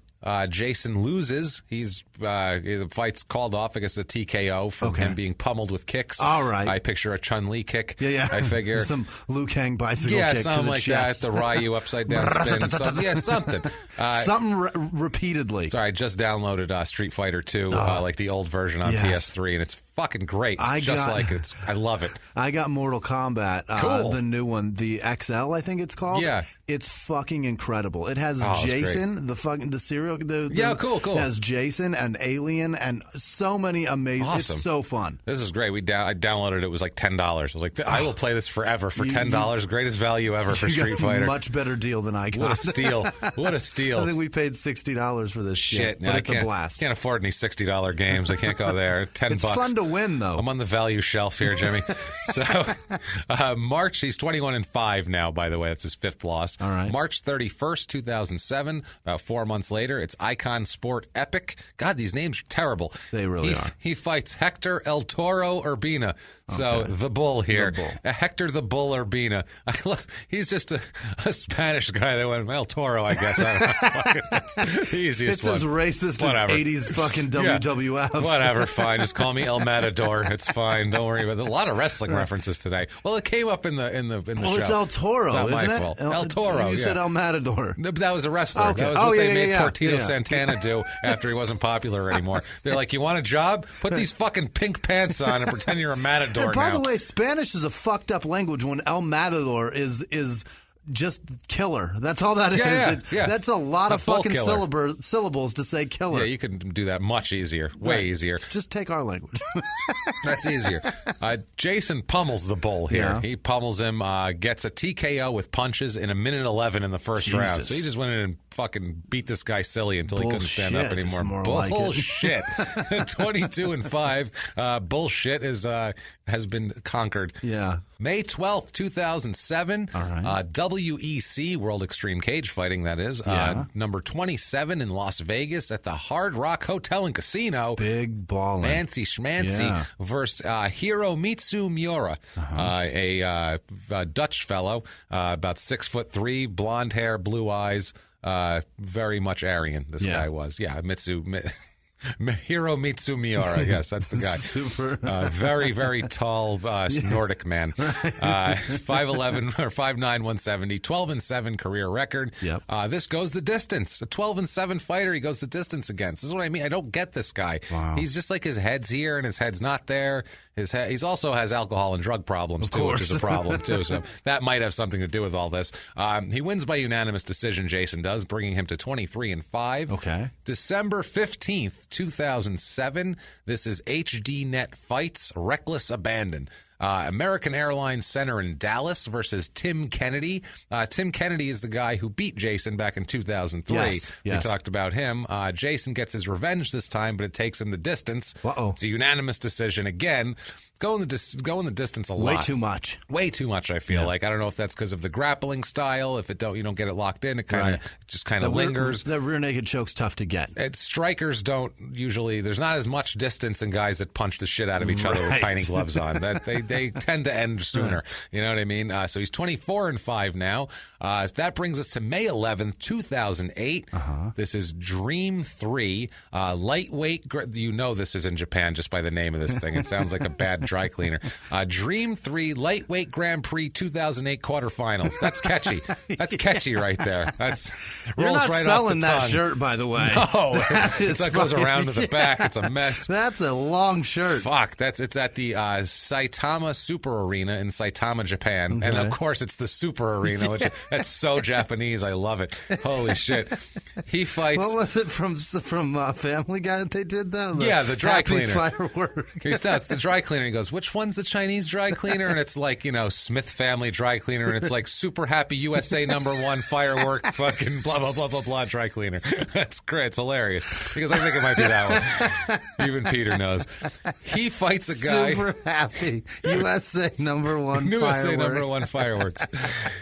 He fights a guy with a nickname who I feel like sounds better in Japanese, possibly. Probably. The idea of it, but it's a little long and wordy for a nickname for an American. Okay. It's Katsuyori the Mad Dog Wrestler Shibata. I feel like that's like one word in Japanese, You could have Mad Dog skipped Wrestler. the and wrestler and had a much cooler name. Just Mad Dog. That's it. Or the wrestler, Right. or any of those. I feel like in Japanese it's probably like 2 words and it sounds cool, but it doesn't sound cool They here. put all these together and it sounds like shit. No shit. He's 6 foot, 184. He's got a 4-11 career record. No wonder why he's mad. He's getting his ass kicked constantly. Giant Japanese guy too. Fuck, I'd be mad too if I was getting my ass kicked that much. And I'm that big in my own country. At 6 still foot getting and pummeled. 100 and some 84 pounds. My fuck, he's and a getting big his dude. ass kicked. Yeah, well, he's Getting beat worked. up. He gets worked with a TKO with punches in round 1 here. Jason works him good. He's even more of a mad dog now. Yeah. 25-5. Now is Jason's record. He's got a big fight coming up here on June 15th, 2008. He's going to fight a guy named Ronald Jacare Souza. He's a Brazilian guy who's a pretty good fighter. He's 24-5 career, and he's a badass. Yeah. And we have it in their own words on what he says here about him, what Jason says in their own words. Quote, this kid is overhyped. You know what I mean? He fought a bunch of chumps and now he thinks he's awesome. So that's cool. Whatever. But I fought the toughest names in the business and beat many of them. Am I expecting an easy fight? No. But at the same time, I love the fact that people think I'm going to get murdered because he's got a bunch of fucking internet web clips of him submitting dudes. So that's what he says about it. I mean, he's essentially being a comic and saying, well, this guy's got fucking 8 million YouTube hits. Big deal. Fucking deal. Right. What's he got? It's not a live audience. Also, big deal. He's got a bunch of hits on some bullshit sketch he did. Who cares? Here's the thing, Do another one. Mr. Miller. The names up until today, the 2 big ones are Chael Sonnen and George St. Pierre. And you lost, Dick you face. lost to both you of them. lost. Everybody else are non-linkers. Right. They're nobody. I wish he would have fought more people because it would have taken me so much less time to fucking research this because I had to find these nobodies and figure out what they were, and it took me 3 extra searches. Fought shit. 3 extra. He probably added, this asshole fighting weak fighters probably added 5 hours to my fucking week this week. I'm not even kidding. So fuck you, Jason Miller, you pussy fighting dick. Anyway, All right, so this is Dream 4 Middleweight Grand Prix 2008 quarterfinals. Yeah. You know where it is? Where? Give you a hint. Dream 4 Middleweight Grand Prix. Yeah, it's in Japan. It's at the Yokohama Arena in Yokohama, Japan. Yeah. He fights Souza, like Great we tires. said. Great tires. Wonderful. He fights him. This fight goes the distance. Yeah. So he sort of backs up his Okay. shit talk, and he goes the distance, but loses a decision. He never wins a decision. Have you noticed that? Yeah. Very rarely does he win a decision. If it is a win, it's split. It's never It's unanimous. split, or it's against some guy who he shouldn't have gone the distance with to begin with, and that's the reason why he's winning. So he's 25-6, but that's a respectable loss right there. That's fine. You fight good fighters and you go the distance. Who knows what's going to happen? And 25-6 isn't bad either. That's really pretty decent. respectable in MMA. Yeah. It's easy to lose in MMA. It's so easy. You can get caught quick with a submission. You're done. That's very it. It's much quick. like football any given Sunday. It's the truth, man. Right. April 18th, 2009, we're up to here. Kingdom MMA, Miller versus Hose in Hawaii. Okay. He is fighting Kayla Kalohi, which Miller means... versus Hose, and he's fighting Kayla. Is he fighting women? No, he's fighting Kayla Hose. He's a Hawaiian guy. Oh, okay. His name's Kayla or Kala. Right. I don't know how you pronounce this. K-A-L-A. I thought he was just going to fight a bunch of women. He's fighting a lady named Kayla. He's doing it over. He's doing it over the last lean cuisine left in the frozen food section. He wants it bad, and so does she. It's a showdown. She got off Miller work versus at her, Hose. She got off work at her temp secretary job, and she's pissed. She wants that lean cuisine. This guy's nickname is Kalohi, which I had to look up what the fuck that was. It means rascal or mischievous. So, the rascal? The rascal, the mischievous Hosey. He's 5'9", 185 with a 7-6 career record. Yeah. He loses the last 4 fights of his career, this guy, and this is the first of those 4. Jason wins in round 1 with a rear naked choke at 223, bringing him to 26-6. Again, very respectable. May 26, 2009, Dream 9, Featherweight Grand Prix 2009, second round. That's the name of the fucking card. Second round is even on there. Yokohama, again, very descriptive. Yeah. This time, he fights Ronaldo Souza again. This is the rematch. This is a no contest. Okay. The fight is called at 2:33 in round 1 when Souza is cut by an illegal kick. Oh. I don't know what kicks are illegal in MMA. Heel? I don't know. Back of the head? No, that's legal too. That's legal. You see people heel kick. That was Dotzik's big move, the roll and heel kick. That's his whole thing. What's an illegal kick? I don't know if he put a fucking razor blade on his foot like a cockfight or what, but he kicked Souza and it caused a cut that they stopped the fight from, and it's a no contest because it was from an illegal kick. Nobody wins. Nobody loses. Wins. Everybody's got the same record. This brings us to November 7th, 2009, Strike Force, Fedor versus Rogers. Brett Rogers, our friend Brett Rogers. Our buddy Brett. That guy's a lunatic. Oh, man. Go back to, I think, episode 82 if you want to hear Brett Rogers and more brain-damaged sports. Ridiculous. This is at the Sears Center in Chicago. Nobody wants to be Brett Rogers' neighbor. Nobody wants to be his neighbor. You want to be Mayhem's neighbor. Yes. Worse really? or less. Let's get into in a second here. Right. He fights Jake Shields, who's 32-9. Yeah. This fight goes all 5 rounds. Jason loses by unanimous decision. Of course. So he fights a good fighter, goes the distance, he's fucking losing. Yeah. Now, 2010, the EA Electronic Arts MMA video game comes out. Okay. He's in the game. There's a video of this, they're showing a bunch of the fighters. It's like the EA development guys. Yeah. And there's like the one guy talking, he's got a remote, and there's a giant screen in the front, and they're showing the players. They're showing the fighters like, oh, this is our game that we made. Yeah. This is you. Check it out. Here's the guys. This is how they move. Like, see if they have any input or whatever. Yeah. And they get to, like, the guys, they're showing the different fighters. Yeah. And they get to Miller's attributes, and they're low. Of course. And the guy next to him, this fighter next to him, is like, oh, man, they're punking you like a motherfucker, man. Look at your numbers, man. Oh, man, you weak got as shit. 30. You weak as shit, man, blah, blah, blah. So Jason, like, laughs it off, and then he goes to the head of development guy, and he's like, what the fuck? Seriously, man. Why is my fucking shit so low? And the guy's like, oh, it's blah, blah, blah. And he goes, no, fuck that. He's like, that's fucking bullshit, man. You guys are trying to fucking embarrass me and shit. Put that out there. He starts going off. Yeah. He goes off. He fucking gets up. He gets in the fucking head of development's face, who's like a little bald 50-year-old fat guy. A fucking video game developer. He goes, oh, we're just trying to put the game. Like, he didn't know what to say to this fucking guy. Yeah. And, like, one of the other fighters gets up and, like, goes, hey, man, puts his hand on his shoulder. Miller shoves this guy. This is a conference room. Shoves this guy. Then he starts yelling at the other guy, the guy with the controller. And he's like, motherfucker, this is bullshit. How dare you fucking disrespect me? And he's like, I'm just kidding, man. And he stops. Just goes, I'm just joking. And everyone's like, holy shit. Like, the fighters are laughing. Yeah. And the guys look like, okay, let me clean the shit out of my pants real quick.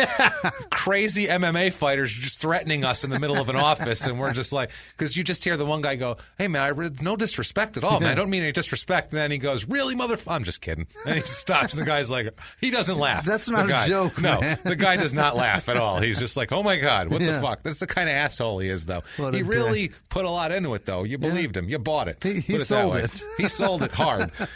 April 17th, 2010, they're in Nashville. It's Strike Force Nashville. Okay. Oh, boy. Versus Tim Moab Stout. Moab's his nickname. Okay. He's a 12-10 fighter, so who gives a shit? Yeah. And this is his second to last fight. So fuck him. Jason wins by TKO with punches in round 1 at 3:09. Just pummels the guy silly. 27-7. Okay. That's not the fun part of this night, though. He's done. You'd think he'd go back there, shower up, go home, get something to eat, relax, whatever. Whatever people do after they get their brains beat in. Right. Okay? He instead watches Jake Fields defend his middleweight title against Dan Henderson on that. And at the end of the fight, this is, by the way, 3 million people are watching on CBS. This is on national television on CBS. What he does is he gets into the ring and interrupts Shields' post-fight interview and starts asking for a rematch with him. I want to fight you again. I want to fight you with him. So what they do is they all start they attack him, basically, here. The Shields, everybody on his team starts attacking him. There's a huge brawl. Nick and Nate Diaz are involved in it. Gilbert Melendez and Shields and everybody. They're all fighting. It's a huge... He causes a melee because he jumps in the ring during someone else's interview like a lunatic. And then the whole thing... They calm it down in the ring, and the last shot of Miller is him walking past the commentators when they're showing the commentators, and they're looking at him like an asshole as he walks up. He's walking up laughing and having a big smile on his face like that was the most fun he's ever had. He didn't just give him the thumbs up and say, I'm just kidding. No, he's just like, that was great, wasn't it? Yeah, let's do that. Like, holy shit. Everybody ends up getting suspended for 3 months and fined. Wow. Everyone involved in the so great, right? Wasn't that great? Ruckus. Yeah. Isn't that terrific? What a dick. At this point, he starts going on the Joe Rogan podcast, starts going on Joe Rogan's show, which by the way is so fucking big. This is podcast goals right here. Yeah. He is so big. If you're on his show, that episode, it's on IMDb. Get the fuck out of here. On Jason Miller's IMDb are three appearances on Joe Rogan. Wow. That's how big that podcast is. Like, I was like, oh, that's good. My Favorite Murder has a Wikipedia page. Right. That's pretty cool. That's a lot for a podcast. Yeah. Fuck that. He has IMDb appearances. He gets nothing from anything on IMDb except that. And a few other things that we'll talk about. He's in some stuff here. So he ends up with 3 appearances on Rogan in the next 2 years because he's entertaining. Yeah. He's a guy that's And Joe talks MMA. He loves that. Absolutely. This is a good guy to talk to. September 25th, 2010, Dream 16, Nippon Gaishi Hall in Nagoya, Japan. Of course. He fights, Jesus Christ, Kazushi the Great. They call that a number 6. That's a work up a number 6 on him. Kazushi the Gracie Hunter Sakuraba. Or Sakuraba. So he calls himself the Gracie Hunter. He's fought several of the Gracies and lost to all of them. Lost to all of them. I saw he beat one time, and then that guy beat him like twice more. He should call it the Gracie Hunted. He should call himself the Gracie Hunted. Just call himself the Gracie sparring partner. The fucking Gracie's bitch. If your name is Gracie, I'm your bitch. Gracie punching bag. There he is. Jason also fucking, decides he's going to have some fun with him too and gets him in an arm triangle choke and wins at 2:09 in the first round. Jesus. So the Gracie Hunter is not a hunter at all. He's definitely hunted. Definitely hunted. Now, this leads to, in a couple months here, there's a Strike Force event, Strike Force Diaz versus Nunes 2, and Mayhem and Nick Diaz again become get into a fight backstage, a big war of words. They start arguing with each other. Diaz throws a bottle of water on him. Oh, Jesus. They start going to attack each other. People get involved, and they don't actually land any blows or anything, but they try to attack each other back there. He continues to campaign for a fight with him because that's a big fight. So Mayhem wants to fight him. Yeah. So it's a big payday for him, and it never ends up happening. 2011, he's on the TV show The Ultimate Fighter as a coach. Yeah. He coaches one side, somebody else coaches the other. It's and the then game show. That's the show. The other guy was Michael Bisping. Yeah, Bisping. Michael the Count Bisping. That's the guy that runs the football pool that Riddick Bowe is working for. Oh, my God. He's the one that runs the fantasy football. You get dickhead ex-athletes to troll the fuck out of people's your private message accounts, you dickhead fuckbag. Oh, my God. I don't like you at all. Yeah. Shit, I hope he kicks your fucking ass. I'm rooting for Miller in this one here. So he appears on TV there, so that's more, little exposure. Right. And he's one of the coaches, so he's on there a lot. It's a big deal. There's a lot on MTV with this guy too. There's a lot of there's documentaries on him, like him preparing for fights. There's a 3-part documentary on MTV because he's crazy. Yeah, that entertaining behavior. They like They'll Puck. put you They on like fucking him. anything. Right. It's true. August 31st, 2011, appears on Jimmy Fallon. What? This is before it was the Tonight Show with Jimmy Fallon, Yeah. but still, it's 12:30, but he's Jimmy still going Fallon on. show. He's going Yeah. on a late night show for Christ's sake.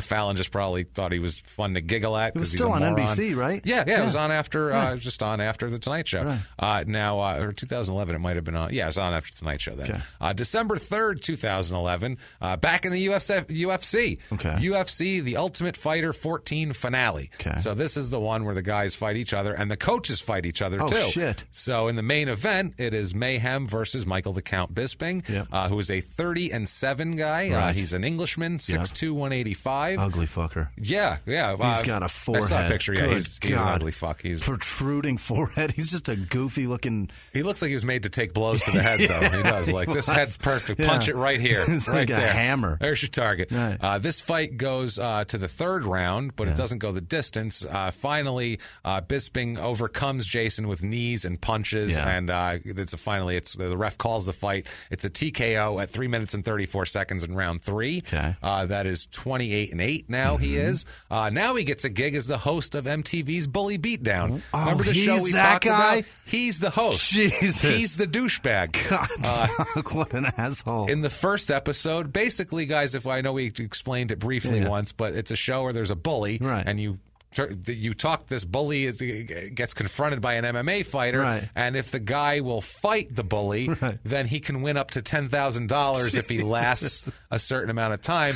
But if the MMA fighter beats the guy, then he gets the $10,000, which I think is fucking hilarious. That's fucking ridiculous. He's getting paid to be on the show anyway. And the person who was being bullied gets dick either way. Right. They get to see somebody get beat up or not. He gets a front row seat to watch a fight. That's it, pretty much. In the first episode, too, Jason takes all $10,000 and just thoroughly demoralizes 12-year-olds. Just demoralizes some 17-year-old kid.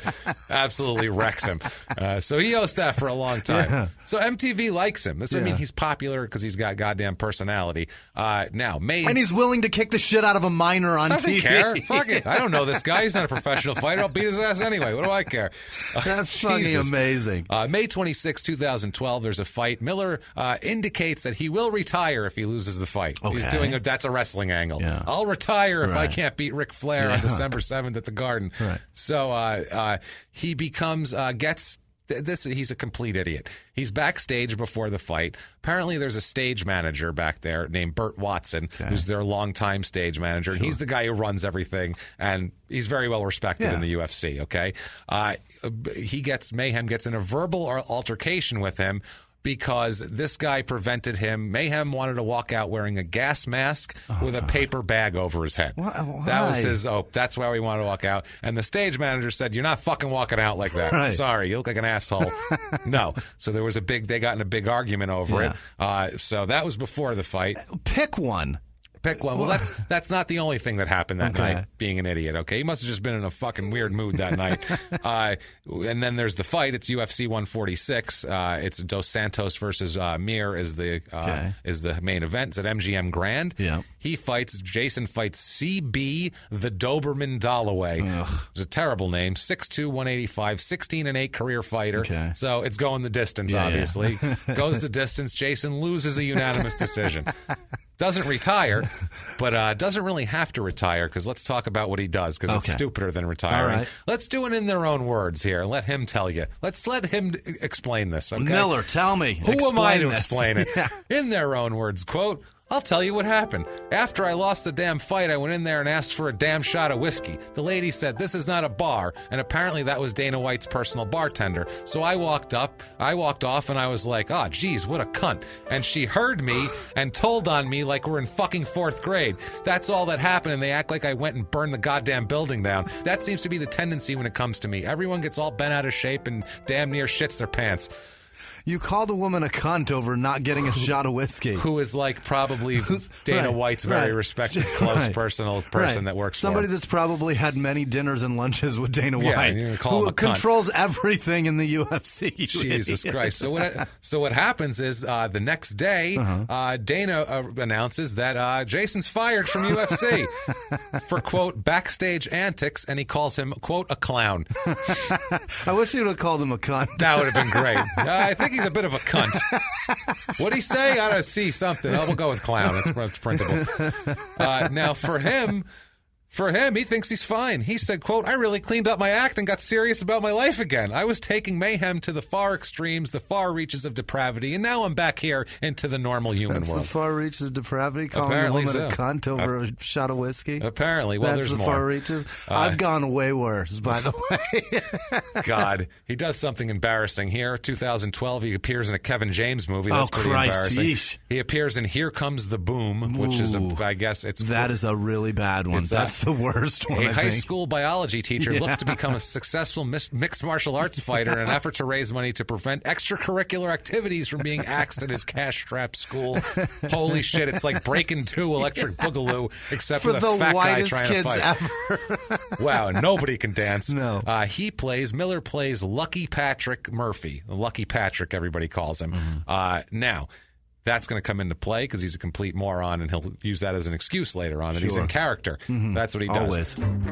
In the 1980s, a rosé swept the country. Hey, Mike, I really like this White Zinfandel. Well, good. Now put it down. I'm going to try another one. White Zin became America's top-selling wine. But most don't know that this sweet drink has a sour history. What began in 1986 with counterfeit bottles, a big fraud, a multi-million-dollar fraud, sent investigators chasing one of the most powerful families in the business, the Licciardis. But the closer the feds got to them, the more dangerous things became. It's a story of deceit. At the time, I was paranoid. Threats. You touch my kids, I will kill you. And murder. With a .22 caliber bullet to the head. What started with a scheme to mislabel wine spilled into a blood-soaked battle for succession. Welcome to Bloodvines. You can binge listen to Bloodvines exclusively and ad-free on Wondery Plus. Join Wondery Plus in the Wondery app, Apple Podcasts, or Spotify. A few miles from the glass spires of Midtown Atlanta lies the South River Forest. In 2021 and 2022, the woods became a home to activists from all over the country who gathered to stop the nearby construction of a massive new police training facility, nicknamed Cop City. At approximately 9 o'clock this morning, as law enforcement was moving through various sectors of the property, an individual, without warning, shot a Georgia State Patrol trooper.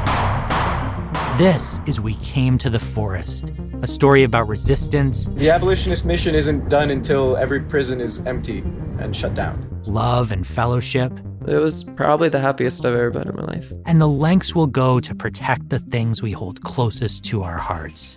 Follow We Came to the Forest on the Wondery app or wherever you get your podcasts. You can binge all episodes of We Came to the Forest early and ad-free right now by joining Wondery Plus. Hey, everybody, just going to take a quick break from the show to tell you about our new sponsor, TrueCar. TrueCar.com. If you're looking for a car, there is no other place to go but TrueCar. That's the one. Over 3 million cars sold. 3 million? 13,000 dealers. Over 700,000 pre-owned vehicles available. Average savings here, Jimmy?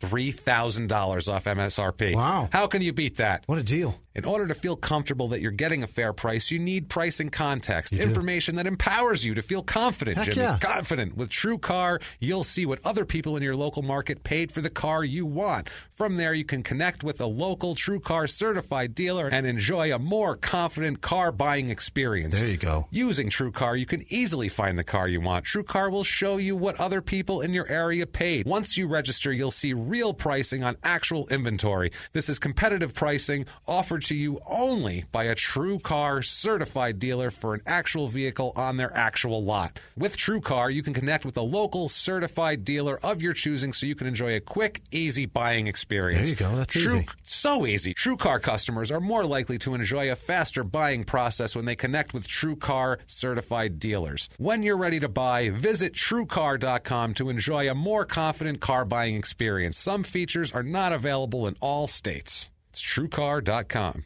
And now back to the show.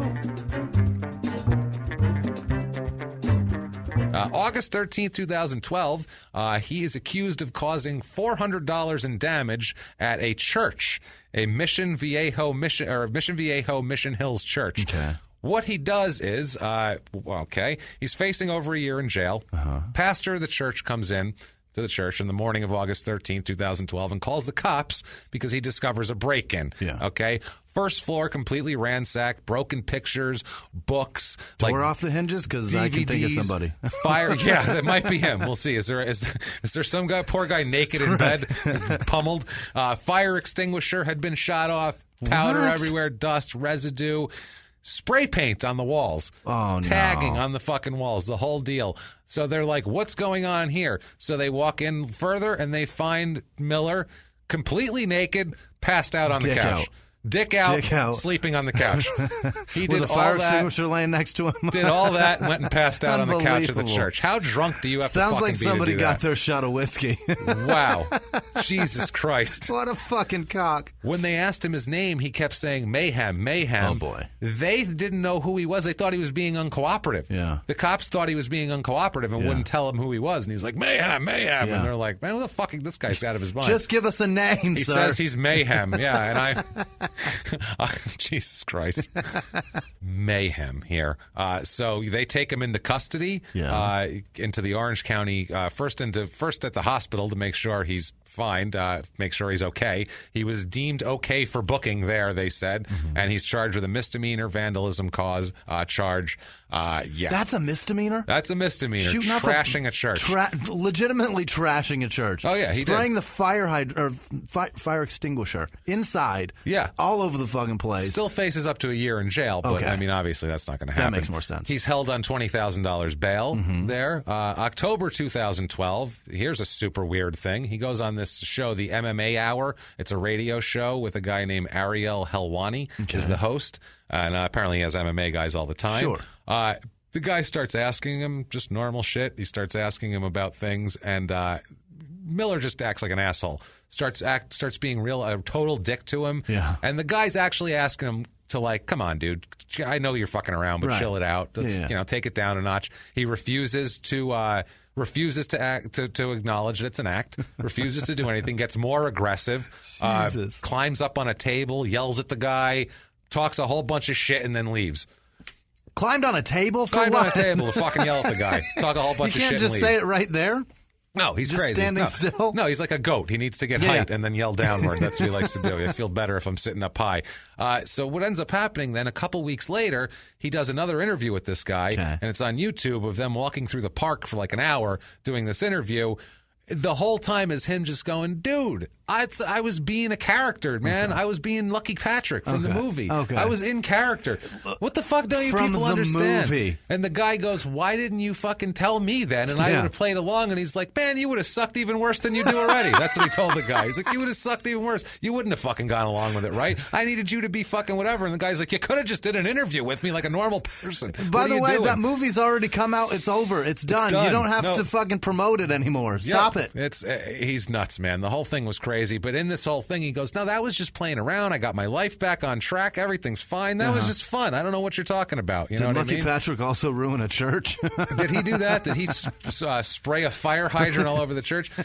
He even claims to be like Andy Kaufman. Oh, my God. But better. Oh, no, he did not. I'm like Andy Kaufman, but better. He said That's what he said. Wow. He literally said it was like an Andy Kaufman. Wow. That's what he's doing. He thinks he's fucking Andy Kaufman now. Unbelievable. Yelling at some guy who doesn't know why you're yelling at him isn't clever. Andy Kaufman created a whole world around what he was doing. That was kind of clever. You want to be funny and clever, go on The Tonight Show and fucking... And get Jerry Lawler to slap you. Or just stand there and go, I didn't bring anything. If you could give me some money. That's maybe the best TV appearance from anybody ever. That was terrific. And he legitimately got money That's great. off of people. That's amazing. So funny. November 21st, 2012, those vandalism charges are dismissed. Wow. So nothing, not even a fine. Dismissed.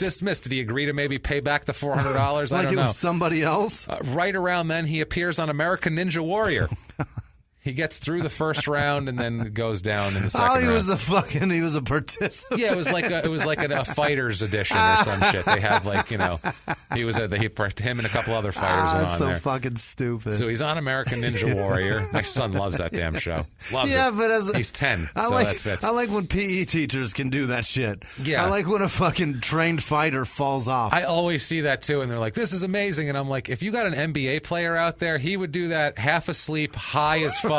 Without even thinking about it. Be like, what was so hard about that shit? You guys are not athletic at all, you know?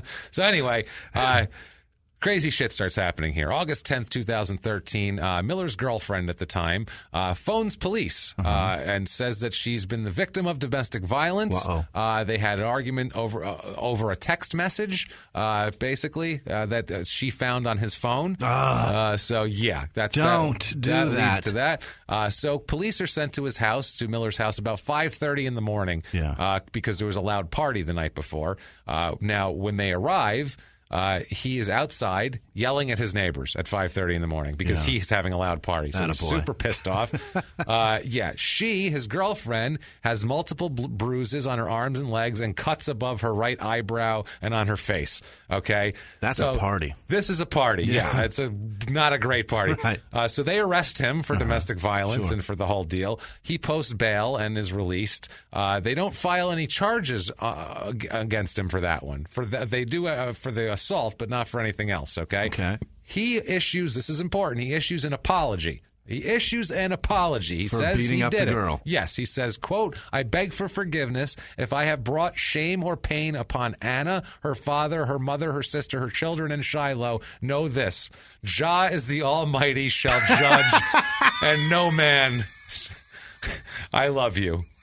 I apologize with all my heart during the most challenging time of my life. I ask only for you to I don't even know what that word is. Unastan? What the fuck is that? I don't know. UNNASTAN? I don't know. I don't know what the fuck that means, but that was he brought Jah into it, which I find is really unnecessary. Was he like saying, like Ja Rule? Or like something, maybe. That's probably what it was. That's where he was going. So...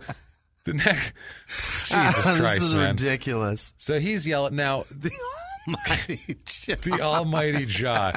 Jesus Christ. Now, there was two cases there. Yeah. There was the first time she called, and then there was the second time they showed up and called. Now, about the first time, we have some details here. It's Anna Stabile is her name, the girlfriend. She says that during the second assault, she was choked until she fell on the floor, where she was punched and kicked viciously and then urinated on. So she claims he peed on her. Hold still. He beat her up and peed on her. But Don't move. It isn't funny, but it's insane. And like, what are you going to say? I don't understand. You didn't expect that. No. That was just a left hook. Yeah, you didn't know. He punched, kicked, choked. That's all normal. That's 1, 2, 3, and then pissed. He went A, B, C, Q. What the fuck is that? That's nowhere near A, B, C, P. That doesn't work. Can't skip that many fucking letters. A, B, C. It's terrible, man. Jesus How Christ. do you?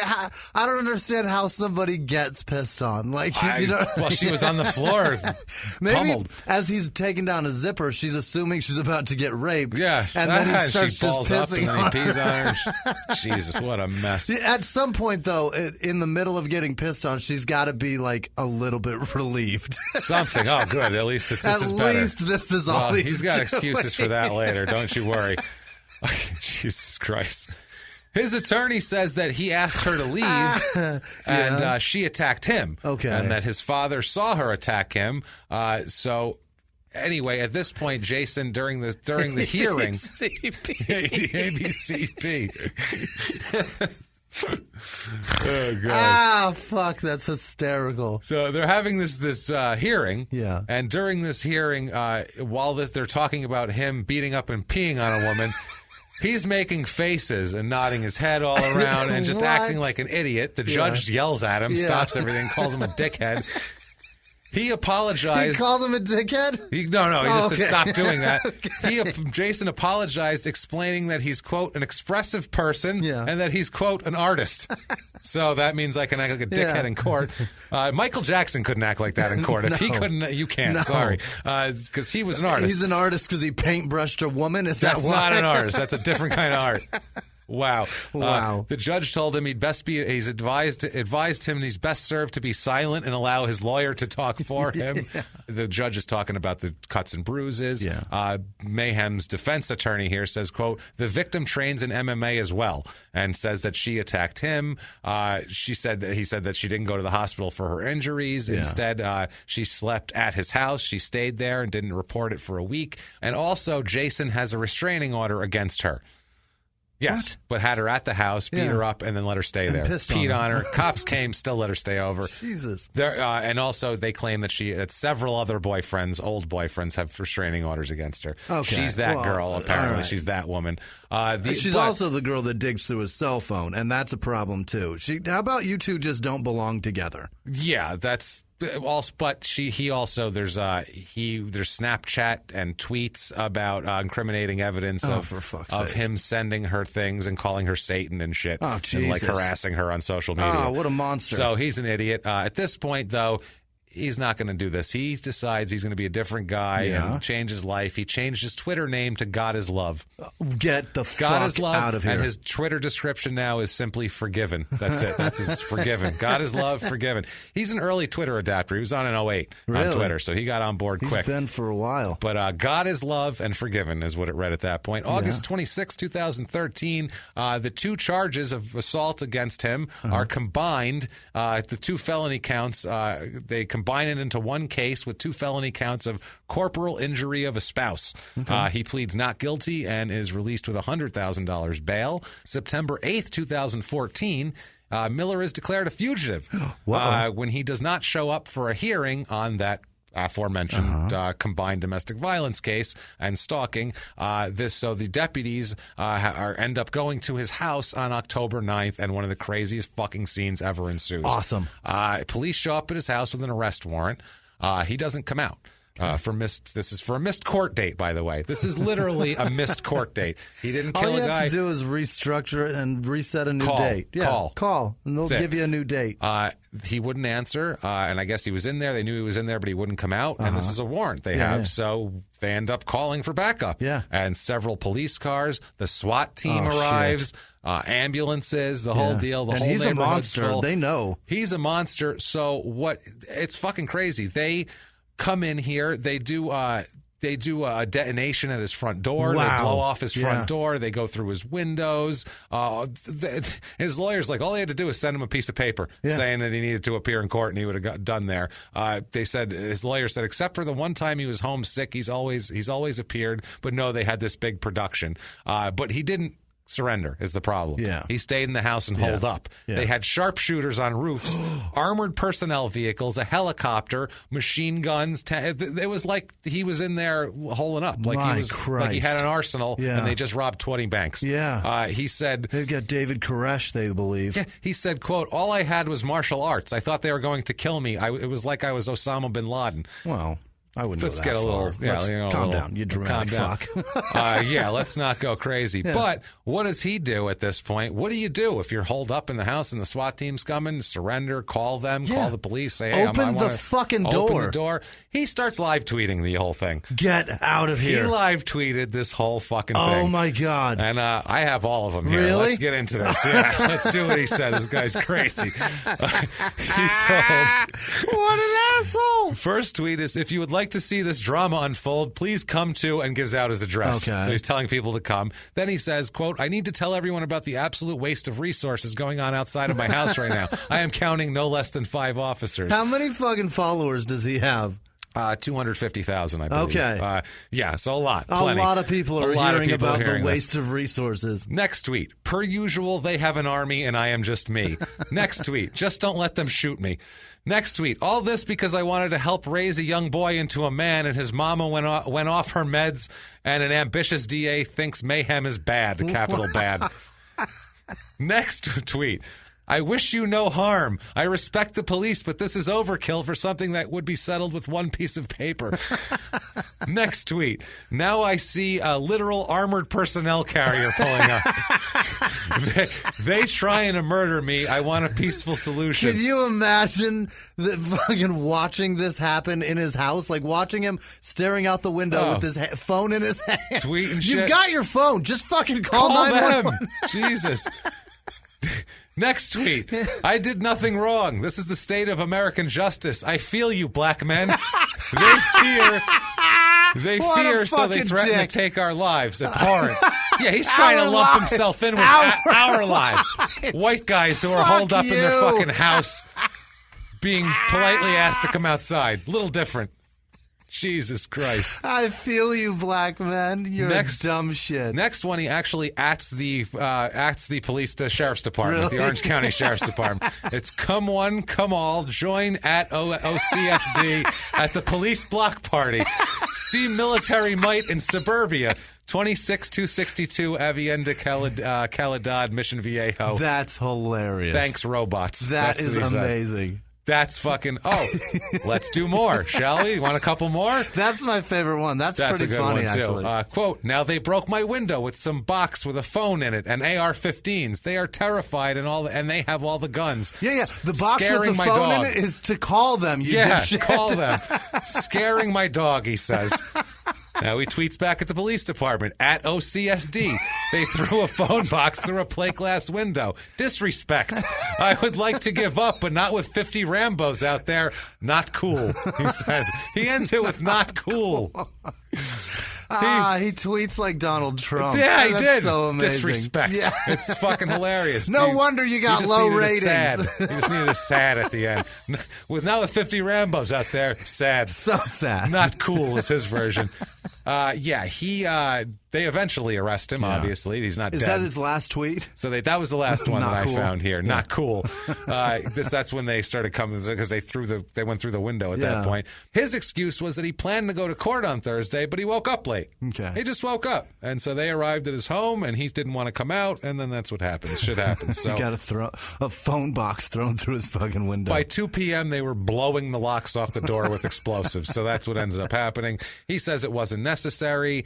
His attorney says Jason has been under the care of a doctor for an illness, which they said he overslept before, so whatever. Finally, he says, quote, I wish the police had informed me of their raid. We could have saved the taxpayers a lot of money. There was no reason at all for them to get all dressed up in their SWAT costumes. He's held on $200,000 bond for that. A costume implies that it doesn't work, that it's fake. Non-functional, right. And it's just They put on fucking body armor to come drag your fucking ass out of your condo, to you possibly dipshit. kill you. Right. So he says the damage to his home was extensive, and eventually the sheriff came and boarded up the broken entrances to his home, but he says they have not responded to his requests for reimbursement. You should have came out of your fucking house. Yeah. They also broke the gate. The dog escaped and was picked up by the county, and he needed $400 to get him released from the pound. Wow. So he wants that money back. His dog was impounded. His dog got impounded in this whole thing because they broke down his fence. Unbelievable. Let's see here. Let's do it in their own words on why he did this. This is so good. In their own words, quote, everyone's going to blame CTE, LMNOP, PCP, DMP, HIC. I don't even know what the fuck kind of drugs they were saying I was on. Crack cocaine. Everyone had their own opinion on the fucking internet, and I was just cracking up because I don't even do those drugs. What do you mean now? I don't do drugs. I'm just insane. I picked a career path where I got to fight other men. All of my buddies think that I'm pretty wild and insane in a fun way. Not in a dangerous, like I should be in jail way. No, clearly not. Not like beating women and peeing on them not way. Like needing a SWAT team to get you out of your house kind of way. Not like that or anything. Not like peeing on your girlfriend in the hallway kind of way. Holy shit. March 7th, 2015. He is accused of kicking a police officer and spitting at another one. That sounds right. When they're that called, sounds like our guy. That's our guy. That's our guy. That's our guy. That's our man. When they're called to the White House restaurant in Laguna Beach because Miller got mad and broke a bottle during a ruckus, apparently. He got pissed off. He's charged with a felony count of resisting an officer. With also, he is committing a crime while he's out on bail, so that gets his bail higher. That's a problem. That's the problem. Yeah. And Jesus Christ. And misdemeanor counts of each of resisting police and battery on a police officer. Okay. Not a great line for him. No. So, yeah, he's charged by all of that. He broke the glass, blah, blah, blah. Now, this is the one outside. There's a video of this, of the arrest. Really? Not inside, but once he gets outside, the street is full of police. Yeah. Full of police. Yeah. There are 10 cops on the sidewalk with him. He's on his knees, handcuffed, yelling, unlock me, bitch. Unlock me, bitch. I'll fuck all of you up. Unlock me, bitch. We know. I'm a fucking machine. You can't touch me. Unlock me, bitch. Fucking unlock me. All the way to the fucking car. It's a 5-minute long video of him yelling, unlock me, bitch. That's a long walk. And over and over again. Repeatedly, just unlock me, bitch. Unlock me, bitch. After this, though, after he's arrested, he's done that whole thing, he says... Jesus Christ. Quote, it's time for a truce with law enforcement. Time for a truce. It's long overdue, man. Like he's winning. Like he's like, there's been, you've had damage on your side, I've had damage on my side. It's just you. You're getting arrested. They're fine. They're fine with this beef you have. They'll just keep arresting you. They can arrest you an unlimited amount of times. He said, but quote, it's a truce, but only after they stop trampling my constitutional rights, is what he says. Then I'm ready for a truce. Well, let's see what he tramples here in January 23rd, 2015. He's at the Steady Ready Tattoo Shop in Lake Forest, California. He's got money for tattoos. Shit, yeah. First, he's inside. He allegedly blew out a pair of speakers by turning the volume all the way up on their stereo and blowing out their speakers. Damage to that is estimated to be about $650. Jesus, those are nice speakers. Yeah, he's charged with misdemeanor vandalism also because he went outside then on the brick wall and wrote graffiti with spray paint of the outside of the building. Asshole. So he's arrested for vandalism like a fucking moron. So that's fine. You think he'd calm it down then? He's good now, right? Yeah. It's a truce. He didn't call a truce on graffiti, did he? That's right. No, he did. Well, 2 nights later, he stopped in his vehicle in Mission Viejo and ends up with a DUI. Yeah, that night that also. Sounds right. Very high blood alcohol level. The whole deal. This whole thing results in a $1 million bail. Wow. Because he's being a menace. There's 14 different things going on. Like, let's hold on to him. And now for a he's minute. drunk behind the wheel of a vehicle, and he's already a problem when he's standing still. He's just out there doing shit. He's got a fucking deadly weapon. He's just in a restaurant. Yeah. You're sitting in a restaurant. Yeah. That guy's there with you. You're at a park. That guy's there. At any minute, he can lose his shit. He can. It's so weird. He can lose his shit. He can snap at any minute. Yeah. But the thing is, he's sitting there, and he knows he can snap at any minute, but he doesn't know who's watching him. Right. He doesn't know who's watching him, and you know who's watching him? It's Mark Regan, fugitive recovery agent, and he says.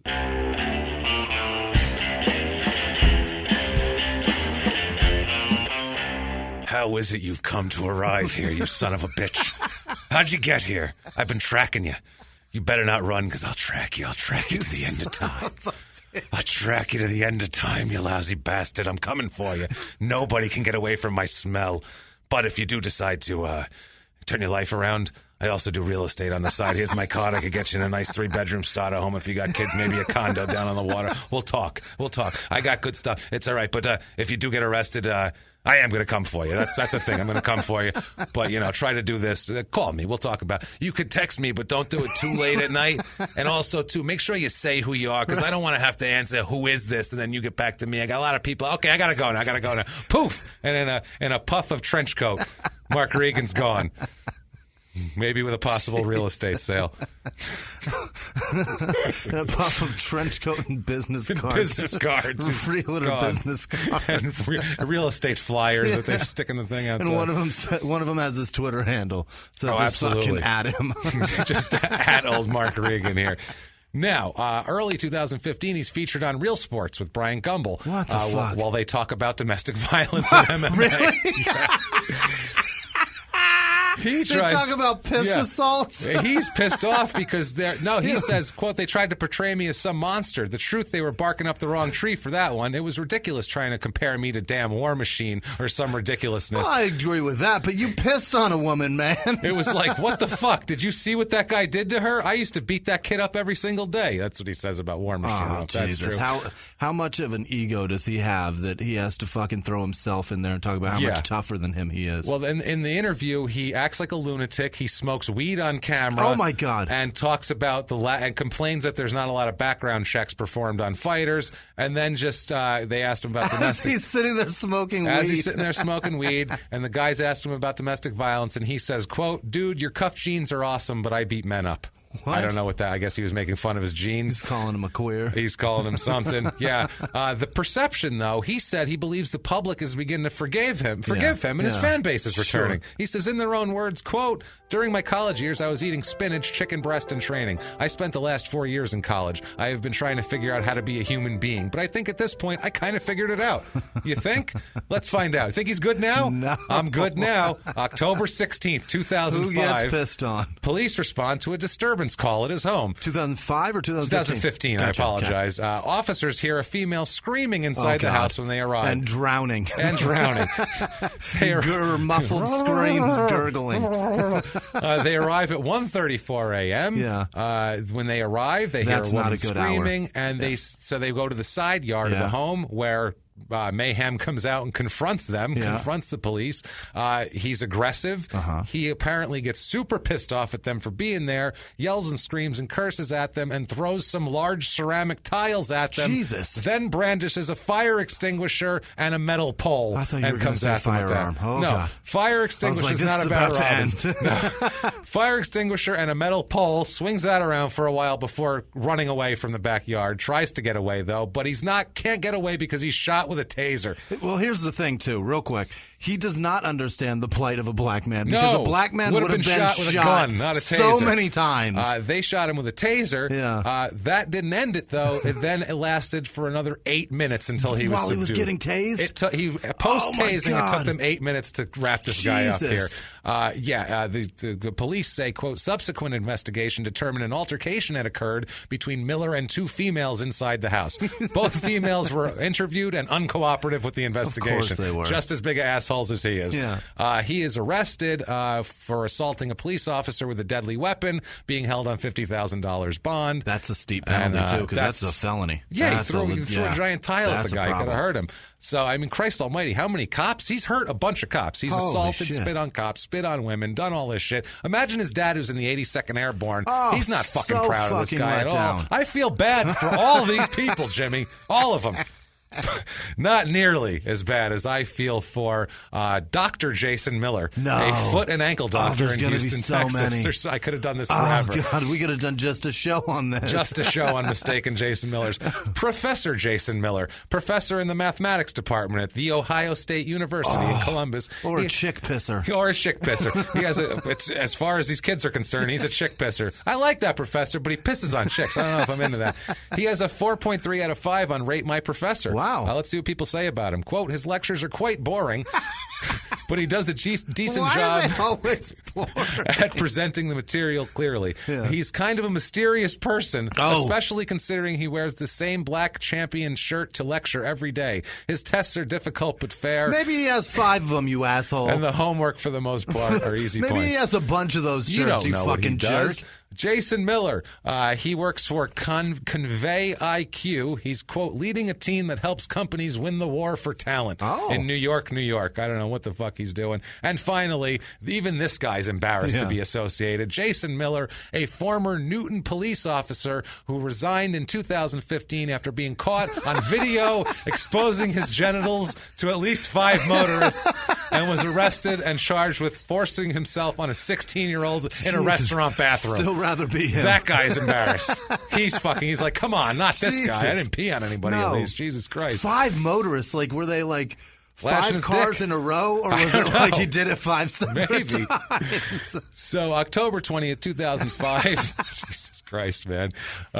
Miller pleads not guilty to the 8-minute struggle fight in the yard with the cops here. He's charged with 2 felony counts of assault with a weapon on a police officer and resisting arrest, $200,000 bail. February 10th, 2016. You'd think he'd be a hot commodity in the fighting world, right? Fuck yeah, he is. At least against women. He announces he'll fight again. Somebody signed him. Venator. He's saying he'll fight in May of 2017. This guy is as silver as it comes here. No doubt. Venator President Frank Merenda. He sounded ecstatic to have Mayhem. He said, quote, Mayhem Miller's a beast. He is one of the most beloved fighters of all time, and people have badly missed such a performer with guts, attitude, and at the same time a strong will to win big and entertain. And a full bladder. He's in a full bladder. Watch it. Oh, it's empty. He's peed on every girl. He's a huge, huge achievement for Venator to have him back in the saddle for the fans all around the world. Wow. That's a huge achievement. A guy that assaults police officers, ruins churches, and pisses on women. He says about it, in their own words, quote, I'm fighting Josh Barnett on May 21st for the title of Venator. So I'm fighting Josh Barnett in Italy, and I'm going to fuck him up. Catch wrestling is nothing compared to monkey jiu-jitsu. Whoa. He says, Mayhem Miller is in full effect. And then he said, Josh Barnett's a serious opponent. He's a former UFC champion. I really don't know what I'm going to do. That's what he said. So he's like, I'm just fucking around. He's throwing all this. Fine. I'm going to be a badass. Yeah. There's going to be a rumble. I'm going to kill him. I don't know what I'm really going to do. Really good. That's what he said. He's actually really good, and I don't know what I'm going to do. February 11th, 2016, cops get a tip that Miller is driving drunk in Irvine, California. They bring more than one officer to him. There was 15 officers and a canine unit when they heard it was him. They're like, SWAT team, 8-minute scuffle, church. Let's make sure we do this correctly here. They saw that Miller had obvious signs of intoxication and failed several field sobriety tests. He's arrested on suspicion of DUI. He was a bit mouthy, but didn't punch anybody or spit on anybody or, God forbid, pee on anybody. He was cited and released. March 16th, 2016, he pleads not guilty to spray painting graffiti at the tattoo parlor and breaking their speakers here. He has 5 other cases pending against him where his bail was set at $1 million back then. Wow. He's still going here. Now, in an interview in 2016, he says he's being persecuted. The interview starts out just like Jesus, just like before. Yeah, just Jah. Remember? Right, yeah. He says, "God is love, forgiven." He says the guy answers the phone, or the guy says he answers the phone, and Miller says, "Quote: Taliban, Taliban, Taliban, Taliban." What the fuck is that? I feel like they've been forgotten about. I really think the Taliban, everybody needs to remember they're still out there. That's how he started an interview. Then he said, in their own words, quote, I got a bad rap and everybody lies and lies and lies. These lies are definitely hard to scrape off. They're like barnacles at the bottom of a pirate ship. I'm saying that my life is a pirate ship and there's some barnacles to be scraped off. I just think in time, people will realize that all of this media hype was just garbage. I never said that I was a librarian. I never said that I was a priest or the greatest Samaritan. But man, I do my part and it's being overlooked. Okay. You do your part to be entertaining as fuck by peeing on women like an asshole. Wow. So May 21st, 2016, he's scheduled to fight Luke Barnett, like we talked about here. He's scheduled to fight Barnett. He weighs in 24 pounds overweight. Wow. Not even fucking close. He is boozing. Not even close. That is booze weight. You know it is. He says that it happened on the weigh-in day. He said it's the jet lag. He said the jet lag. I gained 24 pounds jet lag. on a plane. Yeah, you know when you fly east, you gain an hour and weight, right? So we're flying into Chicago. We get 2 hours and 20 pounds, right? Is that how that works? The fuck is that? It's jet lag. I'm going to take a nap and this will all come off. He said if you're trying to make weight and you're within about 7 pounds, do not buy a bunch of liters of water and leave them by your bed because you too will step on the scale grossly overweight. So he said it's all 24 pounds of water weight. A gallon of liquid weighs 7 pounds. Yeah. Think about that shit. He has 3 gallons of water, 3.5 gallons of water inside him. In his stomach. He would drown if you drank that much. You can't drink that much. Your stomach would fucking flop. So he's forced to fight a different guy in a non-weight matter. A fatter fight. guy? A fatter guy. It's Venator FC3 Palhares versus Meek. That's a brilliant way to get out of getting your ass kicked by Barnett. I would say. No shit. Yeah, no shit. He fights Mattia Shavlian of Italy. He's a 14-2 career fighter. This is his second to last fight. At 3:10 in round 2, there's a submission. Jason gets caught in the rear naked choke and loses to this fucking bum. 14-2, but this is his second to last fight. This is Jason's last fight. Wow. He is 28-10 career. He might fight again, but this is his last fight for now. Let's have an explanation on why he thinks he's been arrested so much. Okay. He says it's because of the media. No. Everybody likes to point the finger and say, I'm a bad guy. Nope. It's the media. Nope. So he needs to start a podcast at this point. Oh, yes. He starts a podcast late 2016. It's the Mayhem podcast. From what I saw, there's 5 episodes, and they have 12 iTunes reviews, 4.5 stars. So we're crushing you, Mayhem. Eat shit. Have that. Yeah. Fuck We're you. better than you at something. I peed right on him on that one. We're peeing all over him with our iTunes reviews. He has 284,000 followers on Twitter, though, this guy. Wow. So he's crushing me there. July 11, 2016. You think the arrests are over? Fuck no. You know what, though? He's been amassing those for 8 years, and he's been on TV, where his Twitter handle was fucking exposed, for sure. Yeah. July 11, 2016, he's at the Saddle Ranch Chop House in Costa Mesa, California. Police are called. The douchiest fucking restaurant on earth. Well, police are called when a heavily intoxicated Miller got in an argument with 2 women. Yeah. One of them slapped him. Of course. And that prompted him to grab her leg and push her aside. Slam her into the fucking bowl of fucking macaroni and cheese. Yeah, a security guard tried to physically restrain Miller and eventually handcuffed him. Wow. Until police arrived. Then when police arrived, Miller spit at the officer. That's our boy! Who showed up, and he is booked on public intoxication and assault on an officer.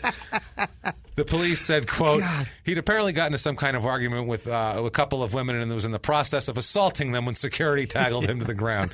Then they said, while being detained, he spit on one of the officers, which is disgusting. Right. I agree with that, sir. Take on it. His face was bleeding from being tackled. They took him to the hospital and then took him to they're like, he's fine. Get his ass drunk. in there. Any cut's going to make him bleed. He'll be fine, man. He'll be fine. It's at this point, finally, that he loses his contract as a commentator with Fox Sports. Oh. They put up with all the peeing and everything else there. But don't spit on a cop at Saddle Ranch. Don't do that. January 20th, 2017, trial begins for domestic assault. This is the 2 ones lumped into one here. Before the trial starts, there's a motion granted from Miller's camp to drop a stalking charge against him. They get rid of that. Okay. And then here is what... Jesus Christ almighty. Here is what his lawyer told the jury about what's going to happen in this trial. Wow. Quote, their sex life, you're going to hear about it. They exchanged photos. You're going to see some pictures. They're known in the colloquial as dick pics. You're going to see pictures of Mr. Miller's penis in this case. They have a provocative sex life. Threesomes, other women, sex parties, rough sex, choking, peeing, golden showers. Golden showers where someone gets urinated on, in case you didn't know. They have some of that. That night, Mr. Miller urinates on her in the shower. He pees on her. They do a little of that. They have some fun. If you're a jury, you're like, I hit the fucking jackpot in this case. This is going to be great. The lawyer actually had to say he had to explain they have this. a little fun. They have a little fun. They're into that sort of thing. Wow. That's awesome. He's actually defending the man, saying, unbelievable. This is what they both get off on. They're both into this. Right. Miller says that she attacked him. Yeah. She's like, it was all him. She said she threw a bottle at him, missed him, but damaged the wall. He said she fucked up my drywall a little. He says that in court. He messed up my drywall a little, man. He goes, I don't know what that was even all about, man. I thought it was going to break the TV when she winged it at me. It messed up the drywall a little bit. He says that in court. Then she says that he says that she jumped on his back and ripped his shirt and tried choking him. He says, quote, I taught her how to do that choke. She got sloppy with the legs as she tried to take me down and slipped off, bumping her head on the concrete. I asked her, did she want to go to the hospital because it was a good fall? And he said, I was shocked she took it to that level. She's strong for a girl. And then he also said, I could see her doing big things in MMA. He's saying this in court. Yeah. This whole thing's a fucking mess. They're talking about the whole shit. They're showing all the social media posts. They're going, but this is just a complete Jerry Springer show going on in a courtroom here. They paint her as lying and manipulative. They say she has 2 tumultuous relationships over another relationship. She's a complete mess, the whole deal. He faces 5 years and 10 months in jail because of these. Holy shit. All stemming from these. So February 1st, 2017 is the verdict. Jury deliberates for 2 hours. And they come back with not guilty on 2 felony counts of domestic battery with corporal injury and a misdemeanor charge of violating a protection order. Wow. That's the best lawyer's money he ever spent. That is amazing. He said in their own words, quote, I just feel tremendous. Justice was served. The system worked kind of slowly, but it worked. I feel like the world's opened up to me now. I feel like things are finally cleared up for Mayhem. I'd rather stay in the cage than in the courtroom. Yeah. April 7th, 2017. He's in court, faces up to 21 years in prison for domestic violence. Wow. This is for a bunch of charges, vandalizing, assaulting police, the SWAT incident, everything lumped into one. He ends up getting a punishment out of all this. He's trying to plead all of this. Gets the punishment of 3 years probation and 100 days in jail. But, quote, I had a lot of problems being known as a celebrity in Orange County. I felt that I was unfairly targeted. My God, you just got so Listen. If you think you understand the black man's plight, again, I would like to remind you, there is no black man that's getting the treatment that you just got. That is the nicest sentence ever. I would fucking say apart from OJ. Apart from that was, wow. Jesus Christ, you man. got taken. They were so lenient on you, you fucking dipshit. He says in their own words, quote, I have done a lot of things I regret. I wasn't thinking during those times. I take responsibility for my stupidity. You can't rough up the police with no consequences. Yeah. I'll serve my time with my head held high. I'll straighten up and fly right. You're not he has serving no time any to serve. time, you dipshit. In 2017, he says, May of 2017, the next month, his life is back on track. Yeah. He's got a huge involvement in the Stop Before You Start program that travels to schools to speak with kids about making good choices and promoting open communication with their parents. Yeah. Stop before you start, like drugs or sexual everything. assault. He says, quote, I speak pissing on women. That's probably one of them. I speak at high schools about the dangers of drugs and alcohol. You have to educate the kids. They're on the internet seeing God knows what. I think having a real face of somebody who's been through some bad times and understands what that leads to will help them. They're on the internet watching Bryant Gumbel with you sitting next to him, smoking weed on camera. And that's the guy that's speaking to my kids? Quote, we are trying to usher in a new generation of great Americans, such as himself. Wow. What a fucking asshole. Holy fucking shit. And he says everything's going great. His business is going great. He says he's a born showman. He wants to promote fights. Yeah. He's doing speeches. He's all over the place, man. He says, I feel the love from the internet. Yeah. And here's going to be 2 hours on the internet that's not love. Not love at all. Well, here's his final. Let's let him have the last word on this. In their own words, quote, I have shifted my focus toward promotions and bringing up the next generation, but I'm not ruling it out. Fighting, that is. Yeah. I love fighting, and I will fight in a Denny's parking lot for the right amount of money. I believe you. I believe that. It's just a matter of doing the right deal and putting on the show people want to see. That's what's important to me. 2017, he's in a movie called The Beautiful Ones. It's the main characters are no one, really, but it has Eric Roberts and Ed Lauder in it. Okay. He plays a guy named Paulie.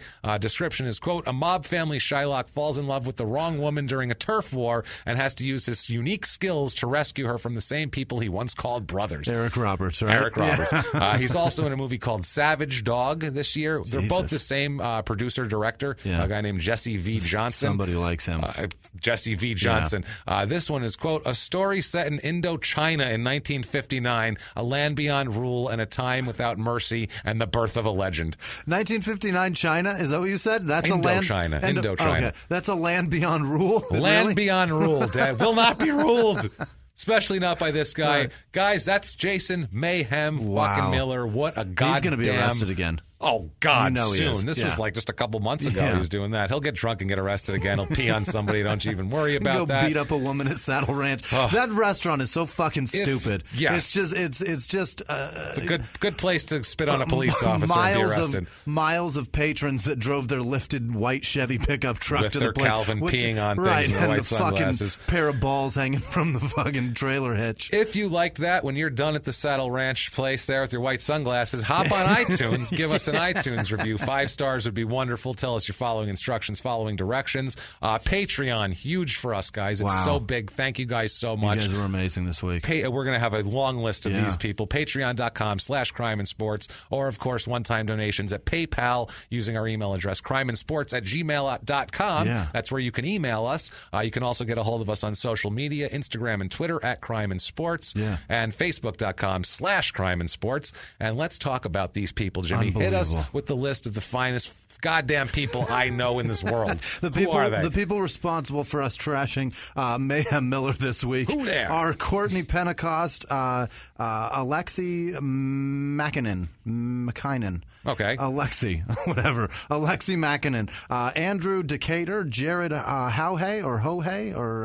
I'm not sure. Hougghey. You fucking try to pronounce that shit. APP or app? I'm not sure. Krista Fleischer, that's it. Jessica Landron and Chrissy-Ann Castaldi came through again this week. Thank you both so much. Jesus Christ, Melissa thank you. Butler, John Bickness, Paul Schultz, Laura Sinclair, Blair Holderby. Laura Sinclair, by the way, came to the Improv in Hollywood. Thank you, Laura. Thank you. Melissa Hoover, Luis Figueroa also came to the Improv with some friends. That was nice to see you guys. Sarah Suong, that's the same thing, Suong. David Edmonds, Jose Oliveras, it's Oliveras. Yeah. It looks like Oliveras. Angela Banks Mason, Sarah Diaz-Handino.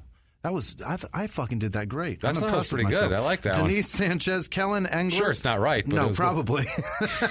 Aaron Dombrowski, Jessica Paredes or Paredes, not sure. Kevin Teixeira. Kevin Teixeira Art and Stuff. So find him online. Yes, give him money. Give him business. Jordan Bodell, J.D. Harper, Tristan McKay, Alice or Alice Smith. Was it Smith? It is Smith.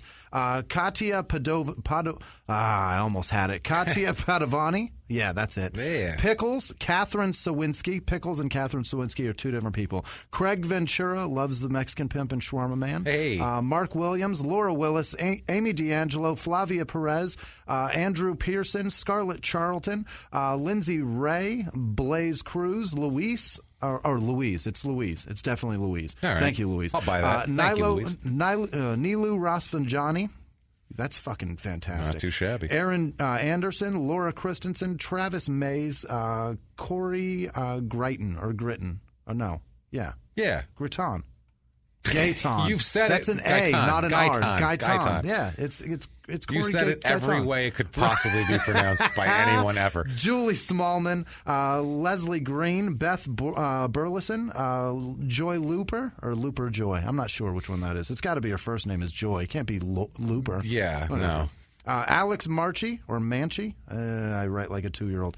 Don Gordon, Katie Heisel, Tiffany Daubert, Torin Baccarood, Mary Grace Mary Grace Hewlett. That's the one. I like That's it. got to be it. Cassandra Walters, Rachel Bridge, David Edmond, Sarah Beamish, Rebecca Lemmer, Taryn Winnie, Manny Lemus, Andy Reynolds, Mike Kennedy, and Stuart Davies. You guys are heroes. Fucking goddamn heroes. Producers. Go You make are. an IMDb page. Make this show happen, You're literally. producers of Crime and Sports. Thank you guys so much. Literally, it couldn't happen without Truly, you guys. we can't do Thank this you without guys you. so And, much. and You're all the of best. you listening, thank you so much. This has Definitely. been an amazing ride, and we really What if appreciate these you guys. fine people wanted to talk to you, kind of talk to you? How Correct would they do my that? pronunciation. At Wisman Sucks. WHISMAN Sucks on Twitter, Instagram, and Snapchat.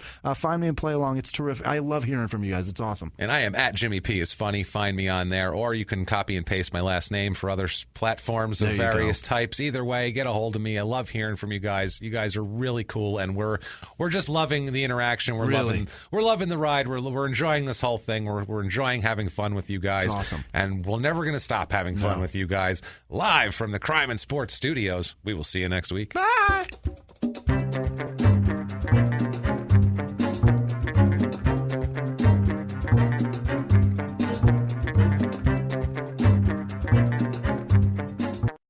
If you like Crime and Sports, you can listen early and ad-free now by joining Wondery Plus in the Wondery app or on Apple Podcasts. Prime members can listen early and ad-free on Amazon Music. Before you go, tell us about yourself by filling out a short survey at Wondery.com/survey. In the 1980s, a rosé swept the country. Hey, Mike, I really like this White Zinfandel. Well, good. Now put it down. We're going to try another one. White Zin became America's top-selling wine. But most don't know that this sweet drink has a sour history.